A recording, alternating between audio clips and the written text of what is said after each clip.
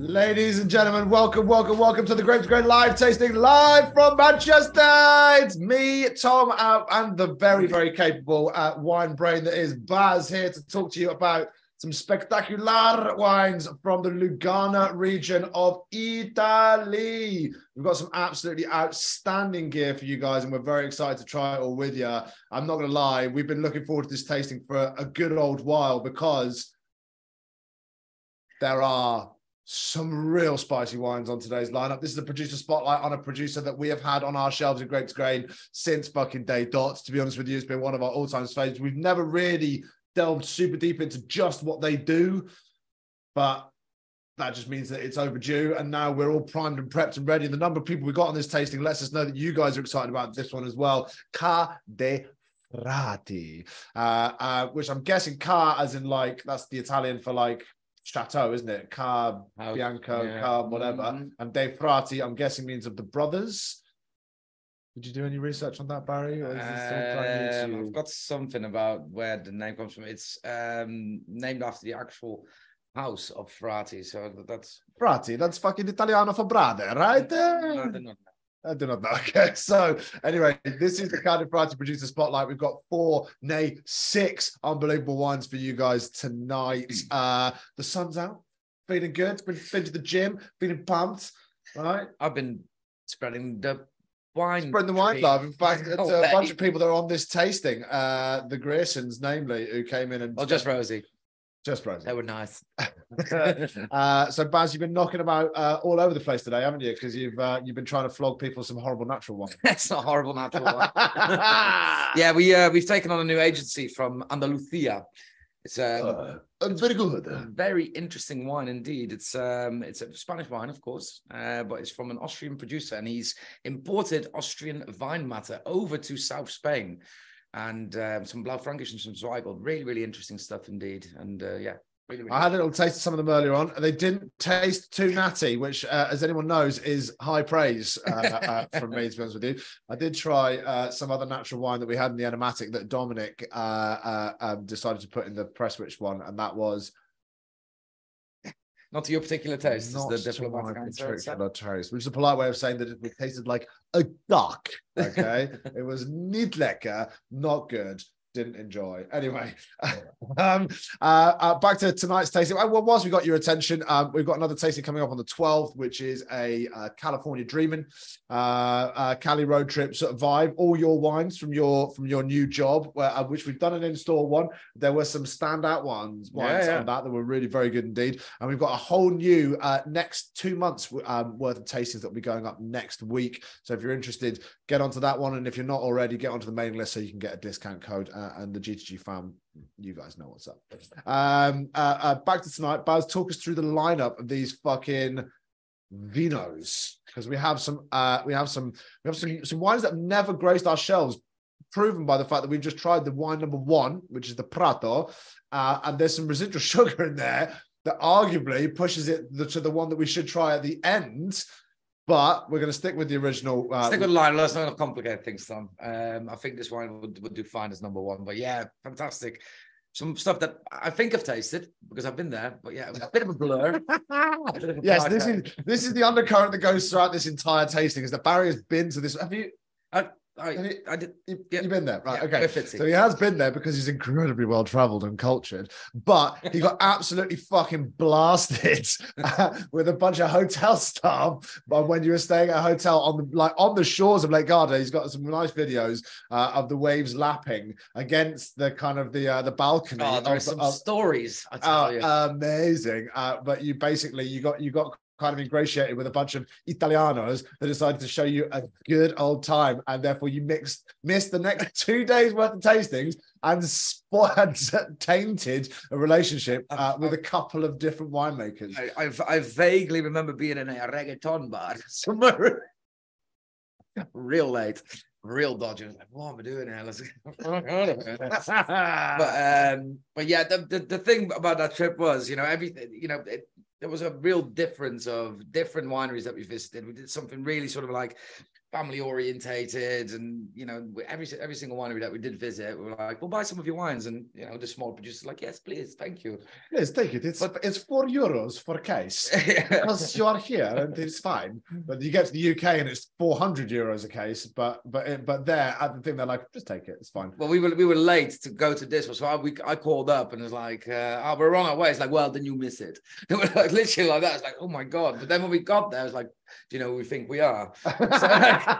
So we got a private tour rather than having to link up with all the Germans that were there doing wow, this winery is fantastic. Like busloads of Germans. And we got the export manager to give us a private tour of the Carte de Frat. And by the end of it, we were friends, of course. And they was like, can we buy some of your wines? And we picked, I think, 5 or 6 bottles. And he was like, hey, you take it. So we went up with the case. And we went to this hotel and it was just idyllic. It was unbelievable. We were right on the lake, and it just drinking sparkling rosé, smoking cigarettes, and dipping your toes in the waves of Lake Garda, lapping literally against the balcony of his fucking hotel. Well, there's another story that I actually fell in the lake. I didn't want to fall in the lake, but yeah, it was memorable trip for some points of it, I guess. Memorable as in. I remember. Remember. I don't remember the day. Anyway, right. It was really good. Back to tonight's tasting. Great lineup. We do have some spectacular stuff. You haven't explained anything of. No. Usually got into your story, but we start off with the Prato. The Prato has never, ever, ever been on our shelves. Ever. We have never had this wine before, so this is brand new. The Bolotino we have had before. I have drunk some in Italy. Did you? Yes, indeed. Let me show you me drinking it in Italy. No one cares, man. You say that, but people have been emailing in saying, hey Tom, any chance you can get a bit more screen sharing in, because that's kind of the only reason why we come on these tastings. Luckily I sorted out the images for today though. But this is that is in the square of Is that trip? Bologna?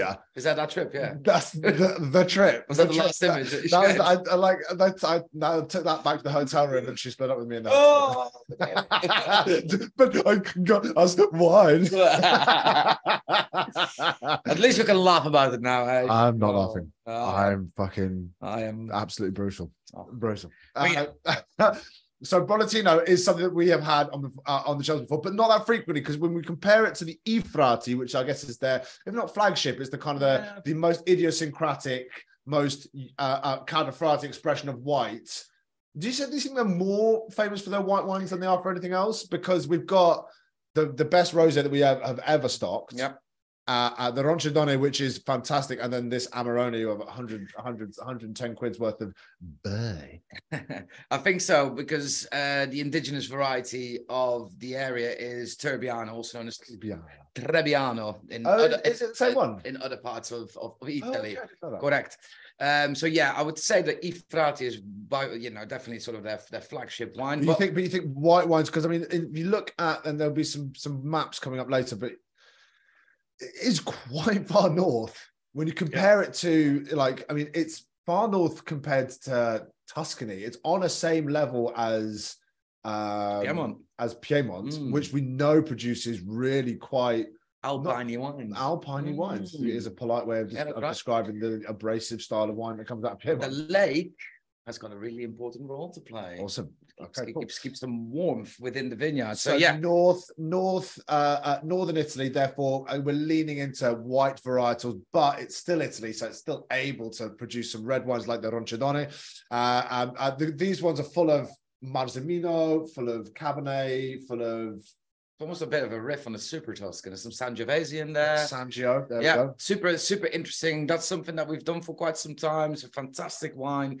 The Amarone is, I might have tasted it at the winery, but it's something that I've not tried actually knowing what I was doing. So should be, hopefully we'll get to that point today. Well, on that note, guys, let's get the fuck into this. By the way, if you like any of the wines that you enjoy in this tasting, Lugana 30 will get you 30% off them, which when you're in the Amarone territory, you buy Amarone, that's actually not a million miles away from a £40 saving on the bottle if you use Lugana 30 to buy any of these wines. They're not cheap wines. Okay, we're straight out and say that. You guys know that because you bought this tasting. The Prato's 32.5. The Brolatino is the 42.5 for the Prato, 42 for the Brolatino, 31 for the Rosé, which is a lot for a Rosé. Let's be brutally honest.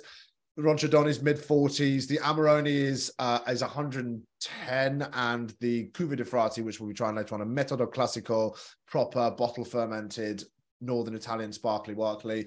That's a 45 pound wine as well. So the Lugana 30 definitely gets you something, a discount that's worth taking advantage of. Let's get cracking with wine number one. We'll go through very briefly how to taste wine, because I think looking at the people we've got on this tasting, most of you guys have done one of these or 10 of these or 1,000 of these before. So as we know, do you reckon we've done 1,000? You know what? I was thinking about that the other day, and we're not. I don't think we're far off. That's for we're sure. not a million miles away. And we're still and there are people. I'm thinking about Paul and Lizzie, Lale, Cassie, Ash, Sarah Cartledge, Shani. Like, there are people that have been on every fucking one. So yeah. That's okay. If you guys could sit your WSET level 2 without even studying, they would piss it. They would absolutely piss it. Do it. No doubt about it. So, as we know, tilt the glass 45 degrees. Don't hold it up to the light. Hold it over a light surface. Look through it. Look for the depth, the intensity, and the gradients of color from the pool all the way to the edges. Is there a halo around the edge, giving us evidence of winemaking or age? And when you do hold it up, the only time you're going to hold it up is when you're looking for the legs. The legs are the little rivulets that form and descend back into the body of the glass, give us evidence of ABV and residual sugar content. Nothing to do with quality. People that say, oh, look at the legs, don't really know what they're talking about unless they are looking at my legs, which, by the way, are outstanding, as you can tell. This is the beauty about the studio now being in my house, is I am now rocking a pair of tracky bottoms and no shoes. So we just broke the fourth wall. To be honest with you, there is no fourth wall because of the nature of this beast. Because we're basically live streaming. We're live streamers. Follow us on Twitch. We also want to be looking at whether or not there's any condensation forming outside of the glass, give us evidence that this wine is chilled, start to tell the story of the wine. We move on to the nosing of the wine. There is a technique. Baz, how would you do it like a pro? Exactly. A little swirly swirl. These are delicate, elegant, complex and layered wines. So we have to give it a swirl, because the most obvious things that jump out of the glass are not going to be the whole story.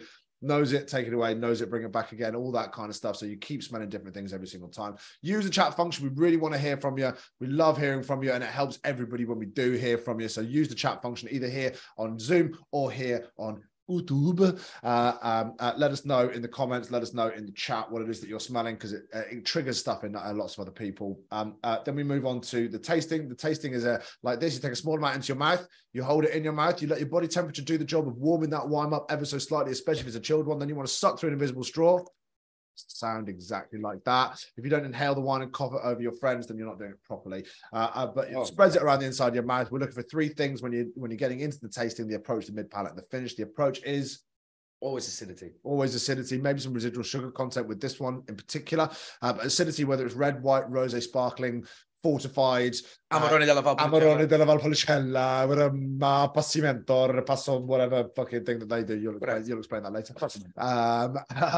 Acidity is absolutely crucial. It's going to be the first thing that you pick up, but also there's going to be other things going on there. Whether there's lifted acidity, the acidity might be quite zingy, but all the residual sugar will give us some texture. Then the mid palate is where the fruit components take center stage. The melange. The bouquet. And then we move on to the finish. The finish is what happens after you swallow the wine. How does the wine transmogrify and change? The legacy of these wines is great.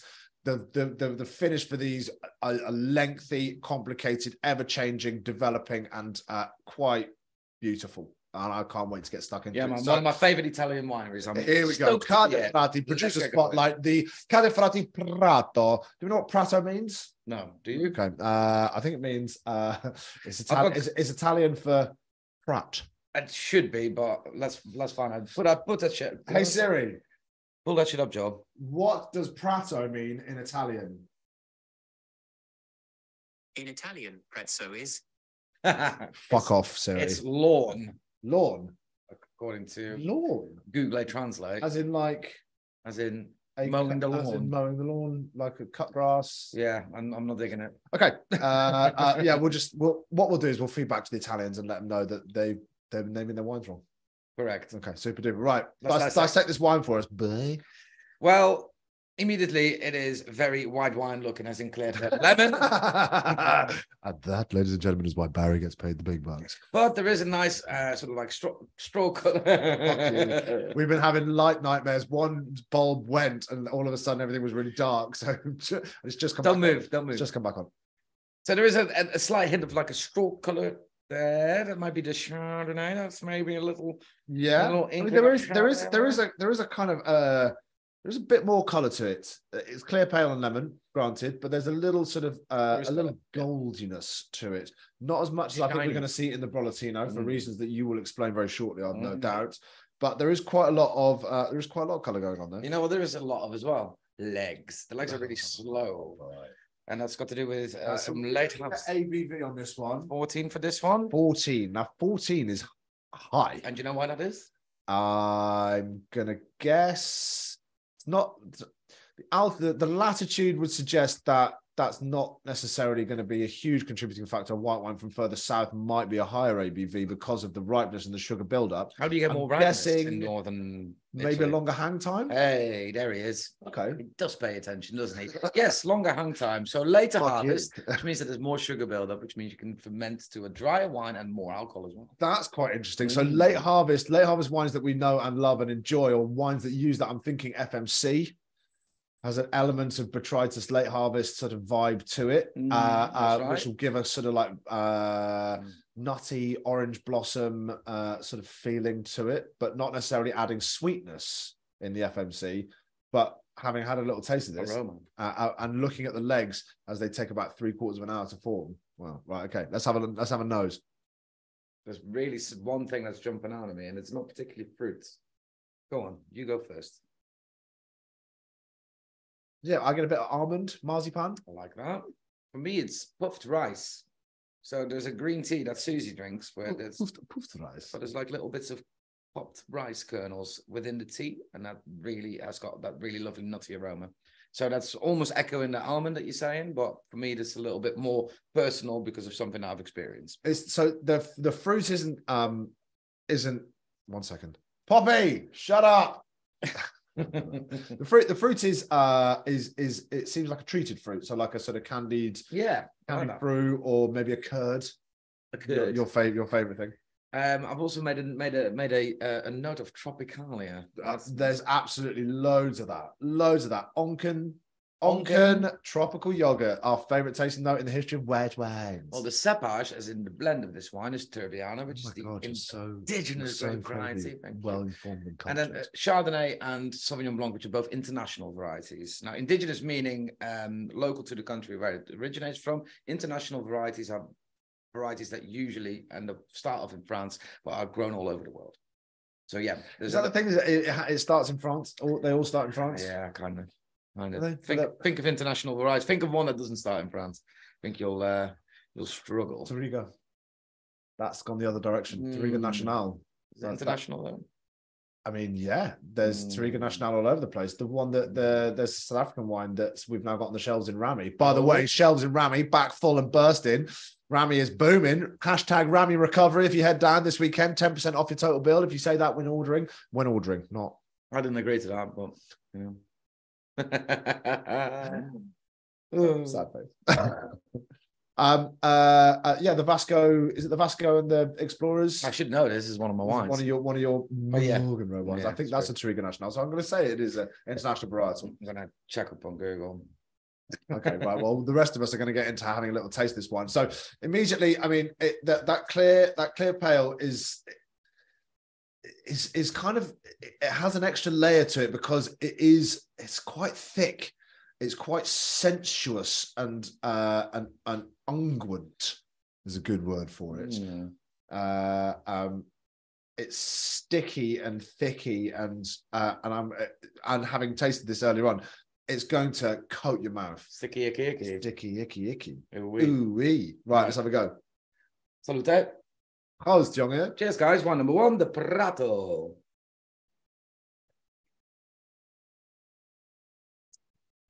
Fucking hell. still quite fresh, even though it's got that little It bit does, of yeah, sugar. absolutely, and that is classic. That is quintessential Cardiff Frati. That's what they talk about from all of their wines, including their reds. Freshness is vital in all of this. But if you're a Riesling gang member, if you are a Riesling gang member, this is fucking right up your Strasse. Don't like agreeing with you, Tom, but in this case I do. It has got the particularly textural, I think. It's reminiscent of a wine that hails from Alsace or perhaps from a region that's been slightly harvested a little bit later in the vintage.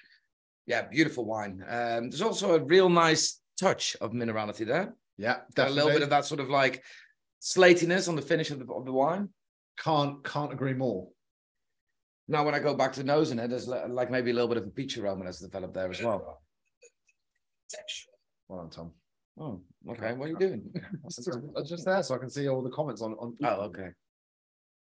So I don't like hearing my own voice. Hopefully, yeah. Well, I don't like it. I don't like it. You guys really have to listen to that. That's horrible. You pay for this. Listen, we've got incredibly mellifluous voices Oh. to talk about sexy things like, ooh, hey girl, I put the bins out. Hey girl, Bet you don't. I put the. I fucking. How dare you? Hey, coming back onto the actual sort of like ethos of Cardiff Frati, when we're talking about that freshness, that is something that is a thread throughout all their wines. And, you know, these guys have not just started making wines like last week. Oh my God, that is outstanding. Is that right? That's really good. Well, the company's actually been around since 1782 when there was the first written evidence of the Dalcero family, who were the owners. Because they just made a big deal about 80 years of winemaking in 2019, right? But they've been around since 1780.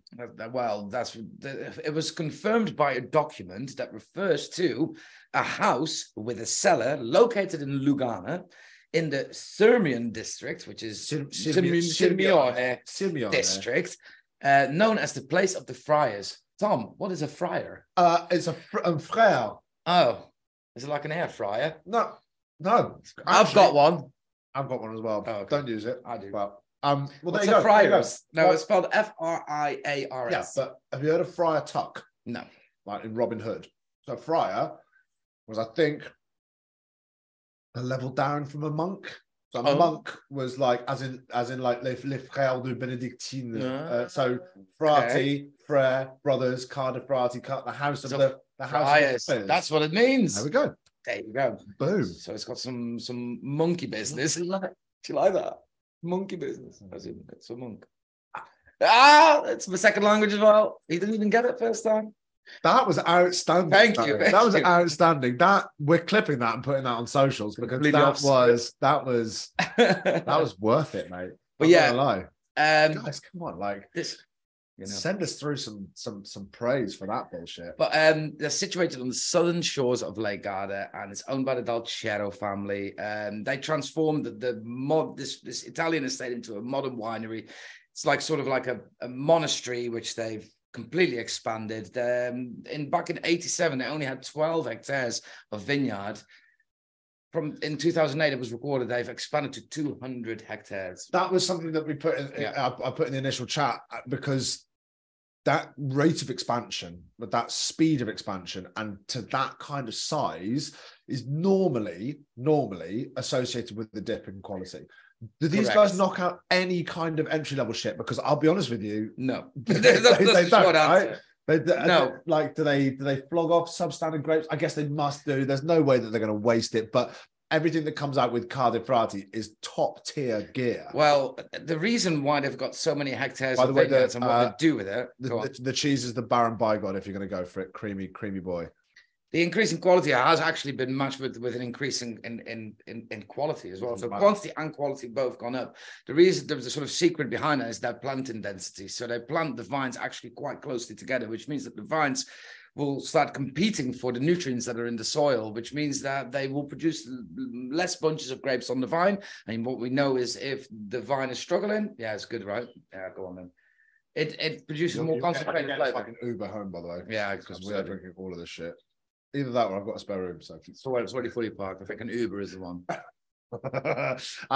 Yeah, closer planting density, which means that the vines struggle for nutrients. They start competing with one another, and that means that the concentration all goes into the berries, which means higher quality in the actual wine, or in the grapes, and then also that reflects in the wine. The takeaway that I have taken from all of the wine education that you have given me, Barry, is Told him everything he knows.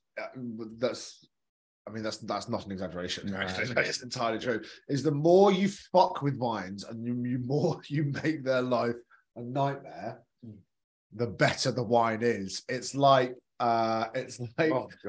Serena Williams. It's like Michael Jackson's dad, like making all the kids get in the fucking fireplace. Motherfucker! Damn. That's from a Bill Burr stand-up. It's just like, sing, motherfucker. Well, I don't know. Did Serena Williams and Venus Williams' dad do like I don't know, whatever? But like just absolutely brutalize them, and then it's the greatest musician in the history of in the last 100 years, and it's the greatest fucking athletes ever, and whatever.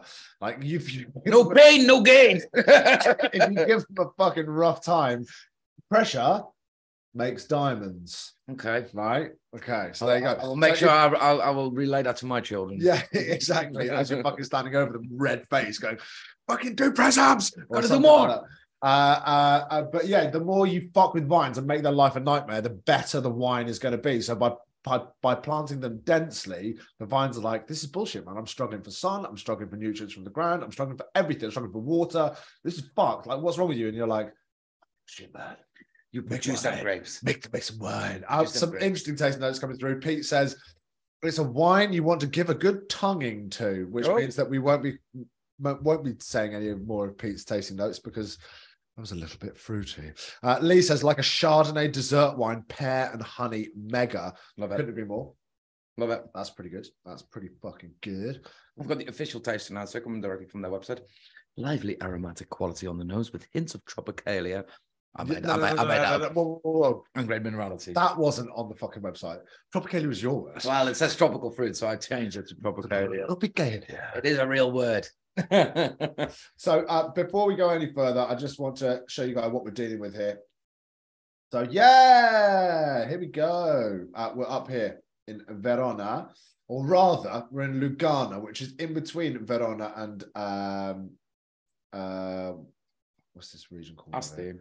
No, it's Lombardia. Mm. Lombardia to the west of Lake Garda, Verona to the east, Alto Adige to the north. So it's all centered around the lake. Yeah, beautiful. Or in Italian, the lago. Yeah. You're welcome. But specifically, this Lugano DOC here is actually, if anybody remembers, we have done, I think Allegrini have produced some really good Luganese wine, and Carta Frati is obviously something that we have done on tasting before. This was quite under risk because the Italian government, or rather the EU, and don't get all fucking Brexit on us, right? But the EU had planned to do a high-speed rail line that basically went all the way across the European Union from east to west, and it was going to loop underneath Lake Garda and plow right through there. And so the Lugano DOC was under a large amount of pressure because there was a potential that they were going to lose huge number of hectares as it was all ripped up for a high-speed rail line. I don't know if that's been shelved. They probably went, no. Disputo tutta la faccia. No. But what we're looking at here for Carta Frati is this particular peninsula up here. This is Sirmione. And this Lugano DOC just here is where they make their wines. Now, obviously, we've got an Amarone della Valpolicella, which must be made in Valpolicella over here to the east. Correct. And it's because they have ancient familial ties to that Veneto region. But one thing which is, this is a picture we've used before. Because it really does highlight. That's where I fell in. Where? Right the little pointy bit. Yeah, no, more to the left. Yeah, that's right it. There. Yeah. That's where you fell in. Plop. Splosh. But what this and this picture shows you quite neatly is what we're dealing with here is cool air descending. As it descends, it is funneled by this high ground down here in order to bring freshness to these little regions here. Freshness, lifted acidity, high diurnal shift, all of that kind of stuff. We know that makes for good wine. We know that everywhere that we look at, that kind of bullshit is what makes wine tick. So the terroir and the sort of the layout of the region is a crucial factor in this. You can't just substitute in somewhere else. It's absolutely perfect for what they are, for these guys' ethos is for sure. The fruit actually for this particular wine comes from 2 different sites. One in Lugano in their own DOC. Great. The other one is called San Martino della Battaglia, which is on the San Martino della Battaglia. An altitude Vai around figo, brutto stronzo, che cosa ragazzo? Un espresso, per favore. Altitude for these vineyards is between 17 and 18 meters, which is not extortionately high. That's not high. It's high for a Dutchman, that's for sure. Valsenberg is only 45 meters. 17 meters. Wait, oh my God, it's crazy. Way too I high. don't know why all of a sudden the Dutchman is speaking with an Italian accent, but there you go. The age of the vines are between 10 and 15 years old. We know that the older the vine usually makes for better fruit. Again, it's a struggle then to get them, how do you say, to distribute the energy that they photosynthesize. Soil is clayey. I just want to go on record and say I apologize, but in a really half-hearted way for the dreadful Italian accents that are, and as considering that we are not leaving a drop in the bottle so far, this wine tasting is going to fall off a fucking cliff. Yeah, just pay attention now because wine number 3 it's going to be great. Clayey limestone soil. At their newer vineyards, the vines are planted at that higher density, as I mentioned before, and the yields are below average for the surrounding area. The grapes are hand harvested, which is a theme throughout all of the wines. Yeah, and not just that, there's a selection process that happens in the vineyard as well. So if something doesn't quite look right, it doesn't make it into the actual batch. Upon arrival in the winery, they are gently pressed through a state-of-the-art press, and I had to do a little bit of extra research in this, which is called a pneumatic membrane press, which is sort of like a flat table that presses down and focuses on the core of the grape and presses the juice outwards. Okay. Fermentation then took place in 500 hectoliter stainless steel vats, and stainless steel is obviously very neutral in flavor, so there's no oak interference in this wine at all, which is desired. Which is going to be interesting because the next wine, the Brolatino, does definitely have some oak because it's been 10 months worth of barrel. I don't think it was barrel fermented for 10 months. Throughout the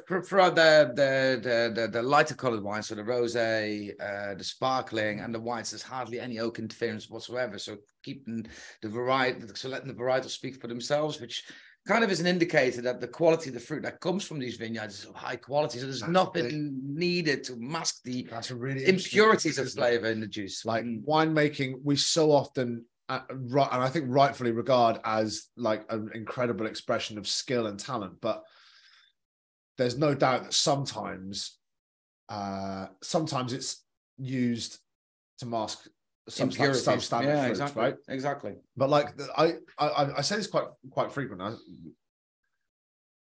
It's quite easy to make delicious food in the Mediterranean because all of your produce is fucking outstanding. Mm-hmm. Your tomatoes are beautiful and could not be riper and could not be full of flavor and all the rest. Like, yeah, it's easy to fucking like try making food in like the barren north. You know, the barren north of Europe, moss, where it's just moss sandwich, moss and some kind of pickled fish. Oh, like, here we go. We have the pickled fish served on the moose. Like, you can go and fuck yourself. What I want to do, I want to go. Not all Scandinavian cooking is like this, but I want to go somewhere in the south where it's like. Yeah, I mean, like we've got the best tomatoes in the world just rolling down the street because it's fucking off the 40 degrees. Yeah. One thing which I think was really interesting about this one, and we do need to move on to the next one. But before we do that, one more little bit of winemaking technique. This is something that is a thread throughout all the wines as well, which is the aging of the wines in that steel on their fine lees. So that's actually, now that you say that, really quite obvious, isn't it? But you can tell that, right? That's where that sort of popcorny, that yeasty note, that nuttiness comes from. It's all these wines, you can tell that they take incredible pride in how they make these wines. The juice is so good. It's like we need to make the best expression of this wine possible by leaving it on the fine lees for 12 months. So the gross lees gets racked off and leaving it on those fine little bits of lees sediment For 12 months, that's a long time for a white wine. And then That 2 is months in the a long bottle. time. 2 months in the bottle for every wine, obviously, apart from the Amarone, because that takes a little bit longer to make. But we'll get to that when we get to that. Fantastic start to the finish. Amazing. What I think is quite interesting is the choice, the choice of wines in the cepage here. So we've got Sauvignon Blanc, which is aromatic, but then with a longer hang time and a late harvest makes that a slightly different wine. Then we've got Chardonnay, which actually gives us softness, and like Chardonnay and fine lees aging is like fucking it's like a match made in heaven. It's like I thought you were going somewhere else with that. no, it's perfection, right? Yeah. Chardonnay and fine lees, like like pick me a wine that has had that treatment by a reputable company that knows what they're doing, and show me a wine that I don't love. And Trebbiano gives us like that's what the Sauvignon is giving us, the kind of Tropicalia.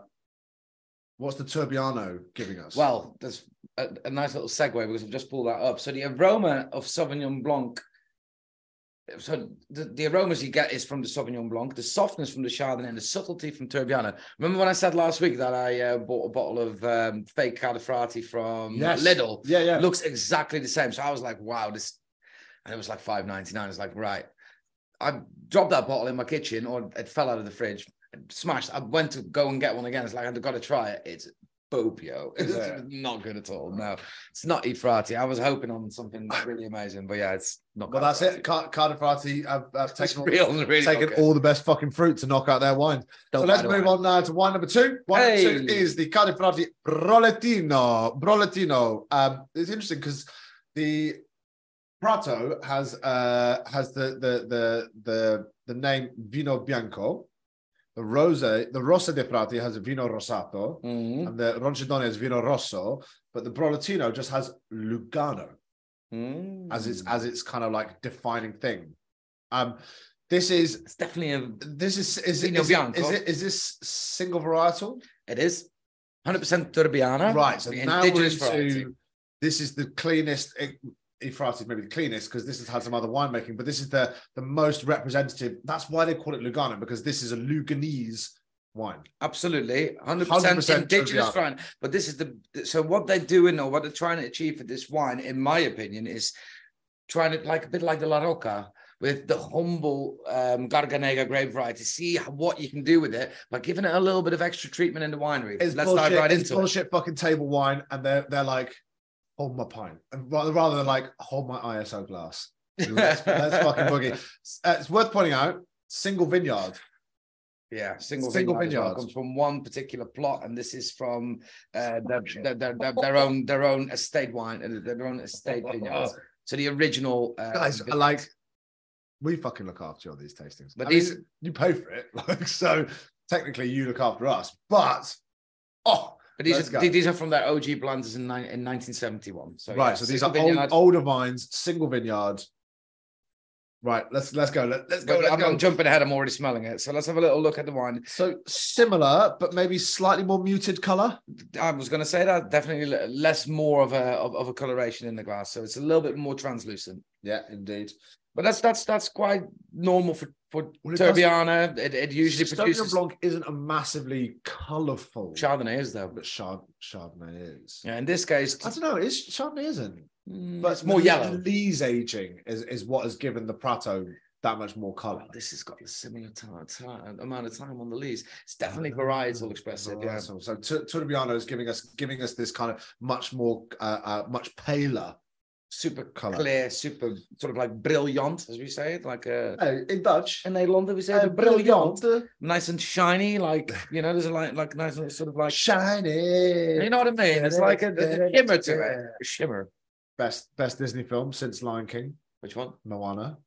Well, it's definitely not Frozen. If anybody disagrees, definitely not Frozen. Frozen. Fucking right. Do you want to build this? Oh my god. You that was right when Jolene was little as well. So when Barry and I in the kind of 6-9 months before we opened the Presswich shop, we had no premises, but we knew that we were going to open this wine shop. Barry was working for a company called Hammond's. I had the liquorists, and I would come round to Barry's house to talk business. And Jolene in the background. And Jolene would be like, Can I put that frozen? Actually, we wouldn't be talking business. We would be anyway. Let it go. And I've watched the first half or third How many of times? Frozen 60 times, Yeah. and I've never watched past the point where Elsa all of a sudden becomes an ice queen or whatever. That's right. Like, I don't like the snowman with the fucking Olaf. Yeah, I have no idea about his character arc because I never got that far. Well, he's so popular. He's got his own spin-off. So there you go. Anyway. Right, okay, back to the tasting rather than this reminiscing bollocks. So, sorry, the legs, they are still relatively slow, but I would say medium. There's a little bit more speed to these legs, and it's got to do with the earlier harvest of these grapes. Yeah. So actually, for me, they're definitely fast medium. They are, you know what they are? They are Angus Fraser. That old Angus I Fraser. remember when he did the overhand right with the. Yeah, but I'm talking about cricket. Oh, mate. I was watching the chase the other day. There was a term. It could only be cricket. Something like flippity floppy. Googly. Oh no, it was. Oh man, I wish you took a picture of it because I immediately had to think about you. Like, what the hell? How is this a real terminology in the sport? It's like the other one was rugby, and the other one was, I think it was croquet or something. It's like, well, it's either that or it's 100% cricket. Cricket. Oh man, it's made of fucking. Lee says these are my favorite types of tastings. Well, what will we get? Fucking spangled. Oh yeah. Talking about wine. So, you know what? I'm gonna go out there, and this isn't going to be a surprise to all of you guys who obviously know what the fuck you're talking about, but more muted on the nose. Trebbiano definitely not as aromatic as Sauvignon Blanc. Sauvignon Blanc is what has in the last one made that so pronounced, but there is a lot of tertiary stuff going on here. For me, I have to disagree with you here. In fact, I disagree with myself. No, it's more fruity. It's more. I'm getting floral and. The previous one was for me very nutty. That was really sort of at the foreground of the nosing experience, if you like. This one is really peachy. I'm now getting some limone, some limoncello. So on the official tasting note from the website, and not tinkered with my Tropicalia this time, pale and golden color. Wine opens up with aromas of stone fruit, rose, and a touch of vanilla spice. From the Lizzie and Paul, unripe pear and jasmine with sea air. Love it. Oh, that's fucking outrageous. Right, keep going. Fuck you, Cardiff Variety website. Middle finger to the Cardiff Variety website. Palate is full of ripe peach and apple with a creamy and honeyed texture. Well, let's have a look, shall we? So before we do that, there's a couple of points that I think I'd like you to bring up. No. And what I'd like you to bring up is some of the winemaking that has occurred here, because a big thing that I want everyone to look out for when we get into actually tasting it is the fact that it has undergone a significant amount of barrel fermentation. Well, there is an initial, like I said, that sort of like thread of what happens in the vineyards is all relatively similar. So it comes from their own estate vineyard. That's something worth pointing out. So the best fruit. Look at the south shores of Lake Garda, near the town of Diego Simeone, planted in 1971 on clay soils in this case, and they're all handpicked and selected in the vineyards. Then pressed with that same pneumatic press, still stainless steel fermentation on the fine leaves for 6 months in this case, so not a year, which means that's why that's a little bit more subdued. Transferred into small barriques for another 6 months. So barriques are 225-liter casks. So quite big. Yeah, but not as big as they can be. You can get 500 liters. You can get botti, which are like 1,000 liters. Yeah, or Foudre, same kind of thing. So these are relatively small in the wine world, if you think about it. And then it gets another 2 months in bottle before they then release it, before they think it's fit for human consumption. Love that. Remember Bodegas Alain. Remember all the other times if they leave it in the bottle after they've done all the fucking winemaking, it means they give a shit. They give a shit about your experience drinking it, because they're like, we're going to wait it. We're going to stop. We're not going to make money immediately. We're going to wait until the wine is right for you. And that I think is a really important thing. Yeah. Wow. That's fruity. That's phenomenal. No. Focus on the balance in the wine, right? 100%, man. Yes. For me, the acidity is there, but there's a real mouth coating sort of like residual sugar aspect to the wine then followed by acidity again. The fruit in the mid palate is fantastic, and the finish focuses on that little bit of barrel aging that you get, a bit of that sort of oak influence in the wine. The unripe pear and jasmine, I think, is a fucking fantastic pair of tasting. Really stone fruity for me, guys. I've got to say, for me, it's riper than just orchard fruit. There's more to it. It's apricot nectarine. My children had a nectarine in the Mediterranean, and they were hooked. We were buying these from the market, and they were amazing. And ever since then, we've got this running joke in the family now. It's like, whenever we buy a nectarine over here, firstly, you need to ripen them at home, and then when they're ready to eat, they taste like nothing. Yeah, exactly.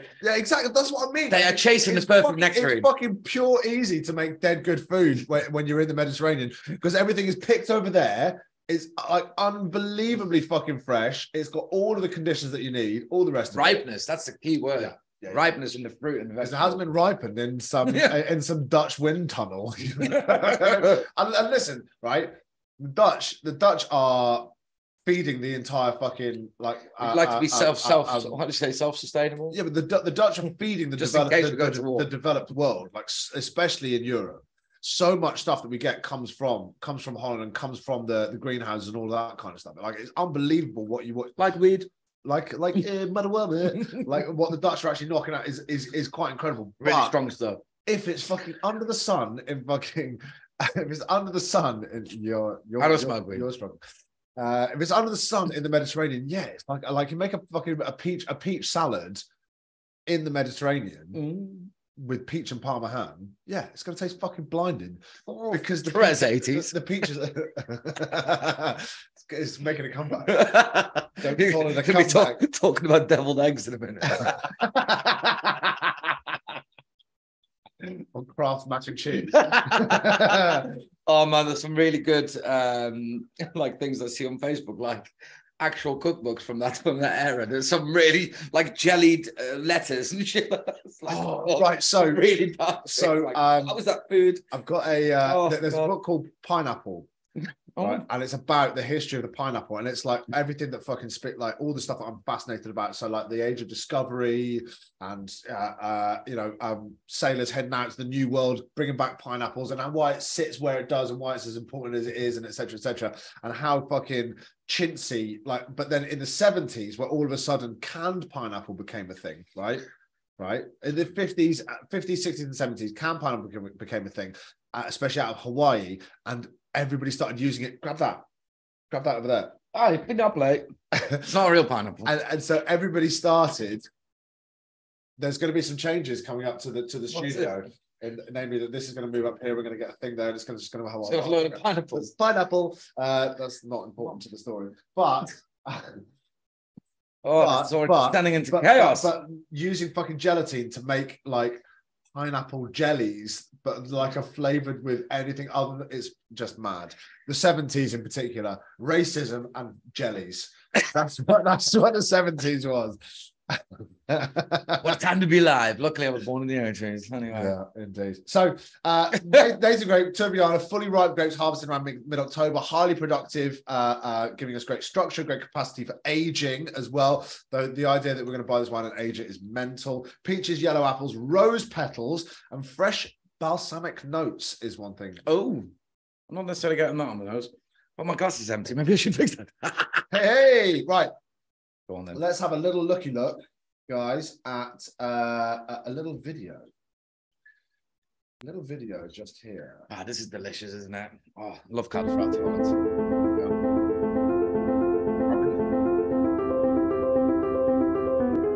So we can talk over this, but the chances are that it will be a bit too loud for everybody. So, grapes. More grapes.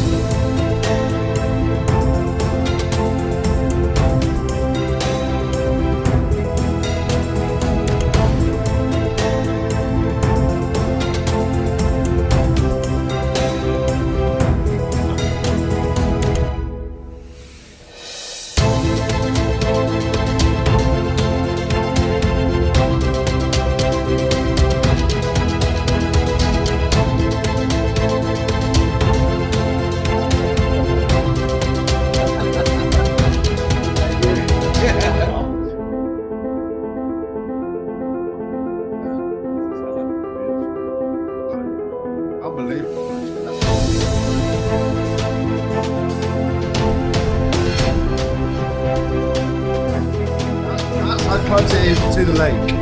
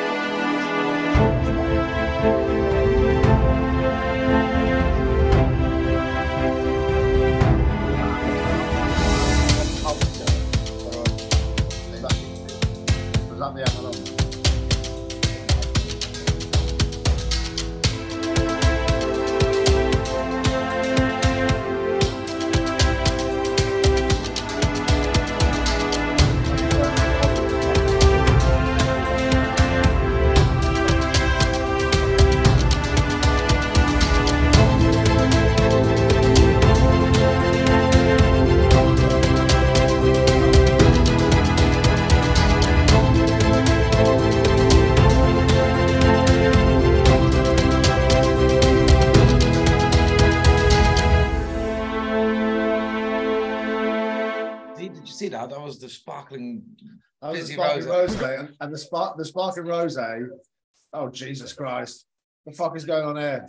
The sparkling rosé was the Switch off. no, that fucking Luke. Jesus fucking wet. The sparkling rosé is the doomsayer. So That's the one that was the yeah. execution of a Barry. One thing which I thought was quite interesting. I don't know if you guys can hear us over that video. I hope it didn't because it follows me. Lisa's blueberry, which is interesting. As in terms of a tasting note for this white wine. But when we were at altitude, that was their plots of land in Valpolicella, right? That's right. So it's top of my head, 11 hectares. I think they purchased. Let me just go quickly scroll down, so I'm not giving you false information. Yes, 11 hectares, which they purchased in honor of their father, Pietro Dal Cero, who sort of instigated the whole expansion of the company. When he passed away, he left the company in the hands of his mother and his 3 children. Right. So they then went over there because, like you said, they had roots over. In fact, it was Felice Dal Cero in 1939, son of Domenico, formerly a wine grower in Domenico. Montecchia di Crossara, near Verona. And he moved to this very house in Lugano, the House of Friars, as we now know. There we go. And then immediately realizing the area's potential in vine cultivation. And then after 30 years of work in the vineyards, he then handed it over to his son, Pietro, who is this Amarone has been sort of like dedicated to. So we'll circle back to that later on. But I mean, just to focus on the Brolatino for a second, because I don't want us to gloss over Fantastic. how beautiful this wine is. Say, how would you rate this? I don't know if you guys heard this. How would you rate this against the Prato? Yeah, for me, this one is it's got a little bit more. To be honest, man, they're both fantastic wines, but they do very different things. I think this one for me is a little bit more about what the indigenous variety is about, the Turbiana variety, and what that can actually produce. Because these kind of notes that you get, so almost Sauvignon Blanc-esque. It's got that sort of like, but without the sometimes volatile acidity that you can get from Sauvignon Blanc. Of course. It's got this really tropical flavor. Chardonnay is also can be very lifted acidity. Absolutely beautiful. And this is a single varietal, what that can produce. You know, this is like I Frati but on steroids. Do you know what I mean? Yeah. It's like it's enhanced and it's more concentrated and it's more speaking to you out of the glass. The I Frati is one of my favorite day-to-day wines. I think you missed a trick here not doing that on today, but hey, next time. Well, the idea was that we would have other wines on there. Because we have done that in previous tastings. So yeah, I will allow it. But you know, it would have been good to see those two side by side. But fantastic. This is incredibly elegant, super layered, loads of concentration of flavor. Every single time I visit the glass, is something else that's sort of like whispering at me. Without a fucking shadow of a doubt. Yeah, this is the one that gets me really excited. Really, really great. I was saying to you, there's a little bit of nettle developing in there for me, like a nettle cordial. Not that I drink that very often, That, but you know what? that plurality is really starting to shine as it warms as well. It's Yeah. really starting to just bounce out the glass. And What was at the beginning a very restrained grape in Turbiano is starting to develop and is starting to give, as we agitate it more, is starting to really just give and be that much more generous. Did you have some notes there that's talking about aging ability or something like this? Because I wonder what it would be like. That's what the website says. That's what the Cardiff website says, is that this has great aging potential. It's interesting. I don't know that I've ever heard of a particularly aged Trebbiano. No, exactly. That's the reason elegance why you I'm would sort of think telling you is that. going to become so muted over time that you would actually lose this essential character. Sauvignon Blanc, a bit more shouty, the aromatics will fall away, but we know that it's possible to age Sauvignon Blanc, not always massively effectively, but we know you can do it. Chardonnay is the gold standard when it comes to bottle maturation of a white wine. Yeah, and Riesling. Yeah, and Riesling. Yeah. That's a fantastic wine. What do you guys think at home? How do you guys rate this Brollatino against the Prato? Because I think that's very interesting. A very interesting sort of. Both fantastic. I think it will come down to just personal preferences, because I think that in terms of winemaking and in terms of grape selection and in terms of quality of output, I think they're on a par. It's whether you prefer the little bit of residual. I think it's got a bit of that as well, you know. A little bit. This is 13% as opposed to 14%. So you would maybe suggest with an earlier harvest. This is the one for me, 100%. No doubt about it. Absolutely delicious. Like I said, Ifrati on steroids. And for those of you, and I know that some of you that are on the tasting tonight, that you guys have tried the Ifrati many times. What do you guys think? We finally managed to kick these pricks watching us into fucking gear to actually talk to us, because now it's all flooding in. Lale, both great. Prefer one, but two is sunshine wine. Definitely agree with that one. I agree. Lee, that's like asking which of your kids is favourites. You've got a favourite. You've got a favourite. You know it. Your wife knows it. She's got a favourite. Might not be the same one, but you've got a favourite. Molly. Straight up like that. They're not watching. Molly, Ash says 2 is just edging it for me, but just. Lizzie and Paul, I prefer the first. # Riesling Gang. Paul prefers the second. I'm not mad at you. Yeah, if you pick whichever one. I've got to be honest with you. It's hard to pick. It's real fucking hard to pick here. Fantastic, hey! What a great tasting so far. Great tasting. Right, I'm having a great time. Great time. Move on to wine number the 3rd, which is the Rosa di Frati. So I was talking to some of my peers today when I was out in trade. Rosa di Frati. When I was out in trade, and we were talking about when I was talking about Kiniga, and we were, they said, "Oh, what are you doing this Bank of the Ringers?" Like, well, tonight I've got a Carta Frati tasting, and most of the people that work in these wine shops are like, "Oh my god, are you doing a Rosa di Frati?" It's like, yes, definitely. This is not just mine, but a lot of people in the industry vote this as their favorite rosé ever. See, like there was one vintage that fell down. I think you're thinking about the Ifrati, because I don't think the Rosé ever let me down. I definitely remember there being one vintage that, and it was, you know what it probably was, Baz? It probably was. We pedestalized Rosa di Frati and had one. It wasn't drinking that great. And I was like, oh, that's a bit. No. And then the next time I went back to it, it probably was the same fucking vintage. You know what I mean? I'm not the wine guy like you're the wine guy. Probably went back to it and I was like, oh boy, that's fucking absolutely exceptional once again. Marzemino, right? Marzemino, Groppello, Sangio, and a bit of Barbera, which is the first time we've come across some Barbera in the Carta Frati portfolio. This is also the wine where my famous quotation of onion skin came from. Right. Well, let's get into the dissection, because you can't ignore that onion skin vibe, which is. You know what? Rose gold, copper, and onion skin. Yeah, rose gold, and onion skin. Yeah, is what we're talking about here. Oh. Fucking outrageous! I'm already getting goose pimples. In Holland, we say kippenvel. It's quite unique. Galina de Peel, Galina de Peel, yes. But in Holland, peel means something different. Hey, my bro, like a pilly willy. Take the pilly kit. Anyway. Proper. Check out Duff Cakes on Instagram if you want some South African lols. It's really long. It's very funny. Hey, my China. So completely uniform in color. Going a little bit There's translucent no- towards the outer line of the wine. I mean, you've got to get right to the fucking edge That much. for that. The rest of it is absolutely uniform. Oh, and then it's slow legs. You know what that means? Residual sugar. Oh, Well, let's look at the ABV on this boy. 12.5%, motherfucker. Yeah, That let's means go. there's some residue going on. So yeah, you're right. Grappello, Marzemino, Sangiovese, and Barbera. The first two varietals is something I don't really come across very often. No, They're native to the area. apart from the main grape in the Ronchidone is Marzemino as well. That's right. That's right.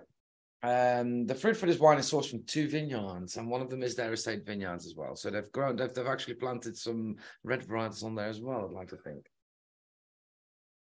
It's got a really beautiful, Creamy. really It smells creamy. cream soda, Oh, I like that. raspberry. Red fruit, the You know what- strawberry. you know what- you know what- Strawberries and cream. Let's go. That's there was fuck. What am I thinking of here? There is a dessert. It might even be a type of gelato, which is like Is it semi-fair? you know what? It's fucking, That's the only one. it's semi-freddo. What is it? Is it the pistachio? No, it's not pistachio. Like you know what? Like raspberry ripple ice cream. That kind of restrained red fruit layered on top of sweet. Do you want the official tasting now? Do creamy you want the bits. official one? Of course we do. Light pink. Hawthorn flowers, green apple, white almond, and wild cherry. No, mine's completely different. Light pink in color, and I just put in brackets onion skin. Zesty and fresh with aromas of summer pudding and strawberries, perfectly balanced with a lovely, refreshing pinch. Let's get right up in him. Right up in amongst it, mate. Let's go. Here's the man, here's the thee. Cheers, guys. Rosé de Prata, my favorite rosé of all time. The last time I've tasted this is a long, long time ago, so I'm gonna savor it. Oh, that's so good. Now, Think about all Ours- the other ours- roses in ours- the world. ours came out of the fridge at the start of this tasting, which was an hour and 15 minutes ago, right? 10 hours and 15 minutes ago. We still have some nice chill to it, but not so much that it deadens the flavor. And because of that slight warming, the texture, the chill has kept some of the texture, but the warming in the ambient sort of room temperature has brought out so much fucking flavor here. Textural, I think. Why is this wine 15 quid cheaper than all the other ones? That's what I don't understand. Well, there's more winemaking that happens in these, that's for sure. Yeah, that's. Well, then again, though, in this one, you know, it's still handpicked, still selected in the vineyards.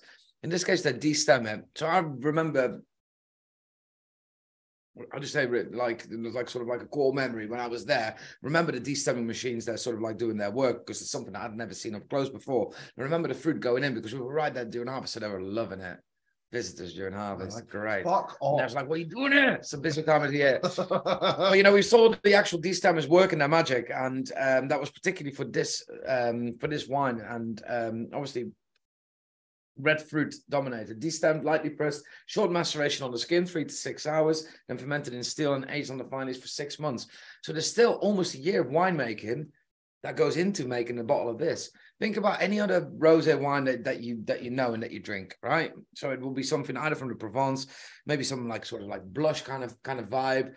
So it's either Pinot Grigio blush or another grey. If you drink White Zinfandel, then I'm not talking to you. Another grey or light red grape varietal. It's all mineral. Like 4 minutes of fucking skin contact, just for the color. Sometimes actual red wine added to it just for the color, or it's something Provençal and it's so mineral that it's like sucking, like literally sucking on a fucking piece of rock. on a bit of fucking. Yeah, so we're taken from the fruitiness of the actual fruit. Exactly. This is still, exactly. this is and but you got to remember in this scenario, right? Is that winemakers are not knocking out those wines because that's their favorite wine to knock out. They are entirely in the business of making wine to sell. So they're making these wines because people are asking for these wines. They either want a sweet rosé that's bullshit, or they want a cheap rosé that's bullshit, or they want something which is full of like super pale salmon pink in color, really restrained cranberry and raspberry on the nose, minerality to fuck, super high acid, chill it till it's fucking doesn't taste of anything. Quaff it with your bitches on a fucking whatever. Ibiza. And that's did you not once buy a Magnum of Rosé? It cost you like 300 quid or something. I did, yeah. In what's it called? Like Ocean Beach Club or some fucking nonsense in Ibiza.